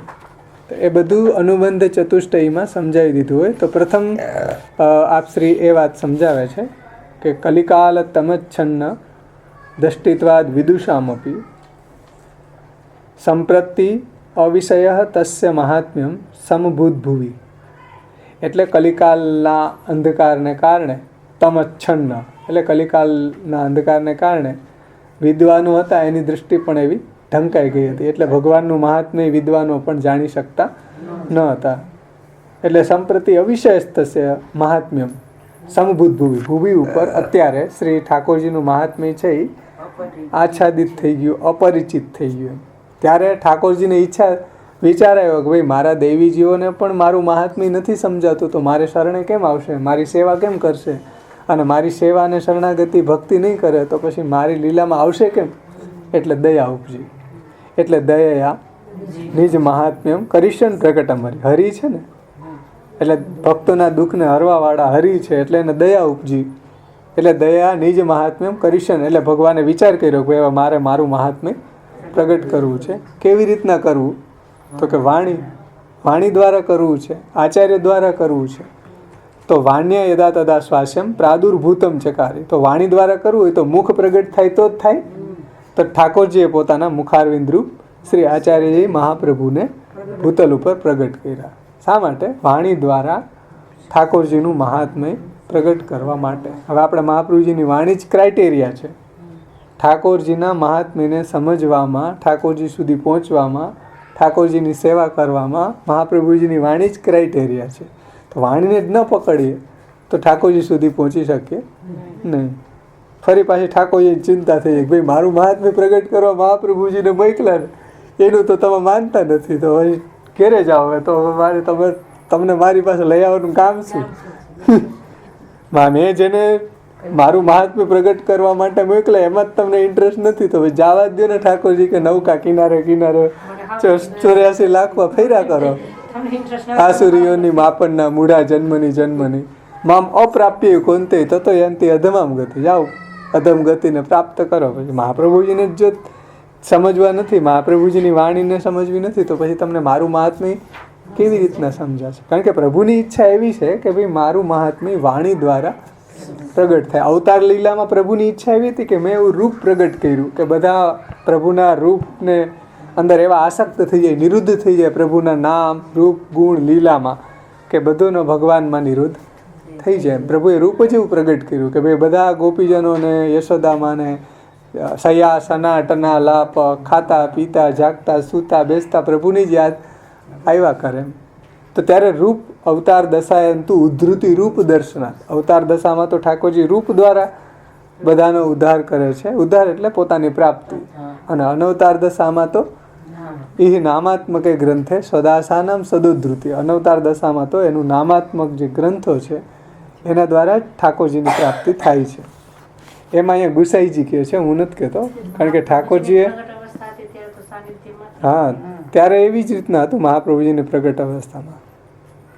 એટલે શ્રી મહાપ્રભુજીએ સુબોધનીજીમાં એક બહુ સુંદર વાત સમજાવી છે કે વર્ષાકાલે જલમ સર્વમ પ્રાપ્ત નથી.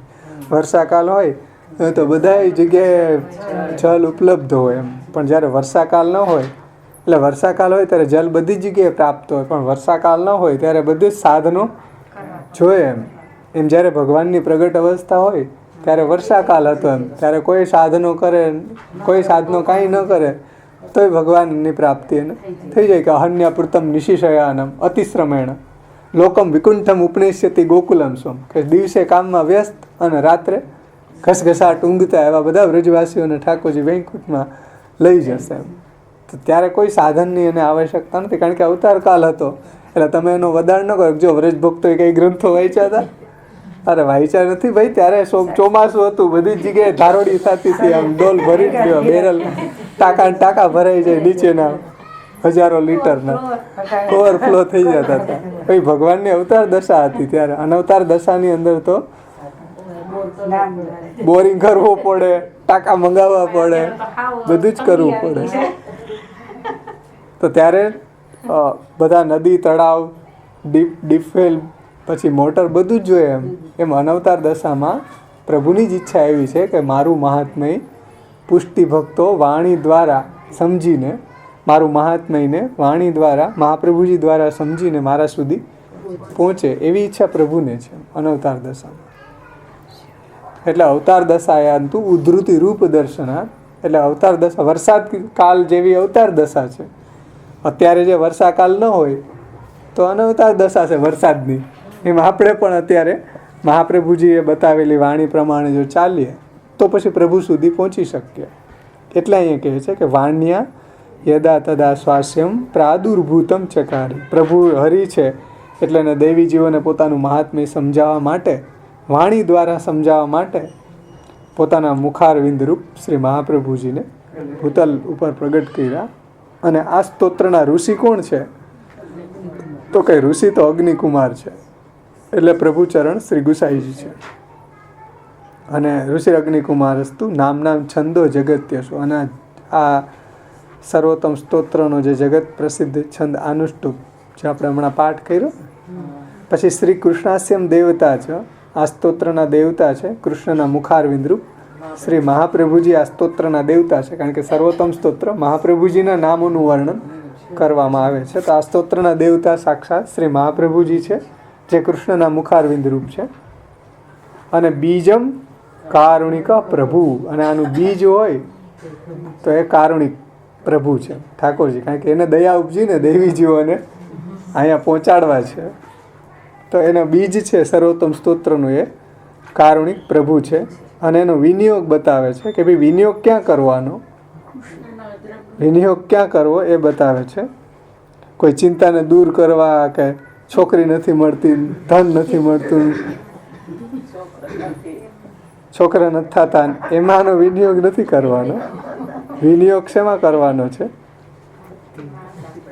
વિનિયોગો ભક્તિ યોગ પ્રતિબંધ વિનાશને. ભાઈ ભક્તિ કરવી છે, નિરોધ અવસ્થાપન્ન ભક્તિ સિદ્ધ થવા માટે આ સ્તોત્રનો વિનિયોગ છે. એટલે ભક્તિની અંદર કંઈ પણ આપણને અડચણ આવી રહી છે, પ્રતિબંધ આવી રહ્યા છે, તો એને દૂર કેવી રીતના કરવા? તો કે ભાઈ સર્વોત્તમ સ્તોત્રનો પાઠ કરશું તો આપણી ભક્તિ છે એકદમ નિરોધ અવસ્થા પણ ખીલી જશે. એટલા માટે એમાં જે બાધારૂપ તત્વને દૂર કરવા માટે આ સર્વોત્તમ સ્તોત્રનો વિનિયોગ છે. તો વિનિયોગો ભક્તિ યોગ પ્રતિબંધ વિનાશને. અને આ તો અનિષ્ટ નિવારણની વાત કરી, પણ ખાલી અનિષ્ટ નિવારણ થાય ને ઈષ્ટ પ્રાપણ ન થાય તો, એટલે ઈષ્ટ પ્રાપકતાની વાત કરે છે. કૃષ્ણાધરા અમૃતાસ્વાદ સિદ્ધિ રત્ર ન સંશય. તો વિનિયોગ બતાવ્યો અને છેલ્લે ફલ બતાવ્યું, સિદ્ધિ. ફલ શું છે? કૃષ્ણાધરા અમૃતાસ્વાદ સિદ્ધિ રત્ર ન સંશય. એટલે કૃષ્ણનું અધરામૃતાસ્વાદ, કૃષ્ણની પ્રાપ્તિ, કૃષ્ણની ભક્તિ, કૃષ્ણમાં નિરોધ અવસ્થાપન ભક્તિ જો જોતી હોય તો સર્વોત્તમ સ્તોત્રનો પાઠ કરવો જોઈએ, નહીતર સર્વોત્તમ સ્તોત્રનો પાઠ ન કરવો જોઈએ. એવું અહીંયા પ્રભુચરણ ગુસાઈજી સમજાવે છે. અને આ જ વાત તો કૃષ્ણાધરામૃતાસ્વાદ સિદ્ધિ રત્ર ન સંશય, એ જ વાત તો નિરોધ લક્ષણમાં સમજાવી હતી ને. એ છે દુઃખમ યશોદાયામ નંદાદીનં ચ ગોકુલે, ત્યાંથી લઈને પાછળ દર્શનમ સ્પર્શનમ સ્પષ્ટમ તથા કૃતિ ગતિ સદા શ્રવણમ કીર્તનમ સ્પષ્ટમ. આ બધી જ વાતમાં આ જ વાત બતાવી કે ભાઈ કૃષ્ણાધરામૃતાસ્વાદ સિદ્ધિ રત્ર ન સંશય. તો જુઓ કેવું નિરોધ લક્ષણ, એ જ વાત અહીંયા સર્વોત્તમ સ્તોત્રમાં કહેવામાં આવી છે. નિરોધ અવસ્થાપન્ન ભક્તિની જ વાત અહીંયા સર્વોત્તમ સ્તોત્રની અંદર ઉપક્રમ, ઉપસંહાર, અભ્યાસ, અપૂર્વતા, ફલમ, અર્થવાદ, ઉપપત્તિ, આ બધામાં એ જ વાત કરવામાં આવી છે કે નિરોધ અવસ્થાપન્ન ભક્તિ કઈ રીતે પ્રાપ્ત થાય. એટલા માટે જ આ સર્વોત્તમ સ્તોત્રનો વિનિયોગ છે. ભક્તિ માર્ગમાં આટે આવતા પ્રતિબંધને દૂર કરવા અને કૃષ્ણના અધરામૃત સ્વાદની સિદ્ધિ પ્રાપ્ત થાય, એટલા માટે આ સ્તોત્રનો વિનિયોગ છે. એમાં કોઈ સંશય નથી. તો હવે આ જ વાતને આપણે અનુબદ્ધ ચતુષ્ટયી ગુસાઈજી આમાં સમજાવી દીધી છે આટલા શ્લોકમાં. હા, 3 શ્લોક જે છે એમાં અનુબંધ ચતુષ્ટયી છે. તો અહીં પ્રસ્તુત શ્લોકના આધારે કઈ રીતે છે એ આપણે સમજાવે છે હવે.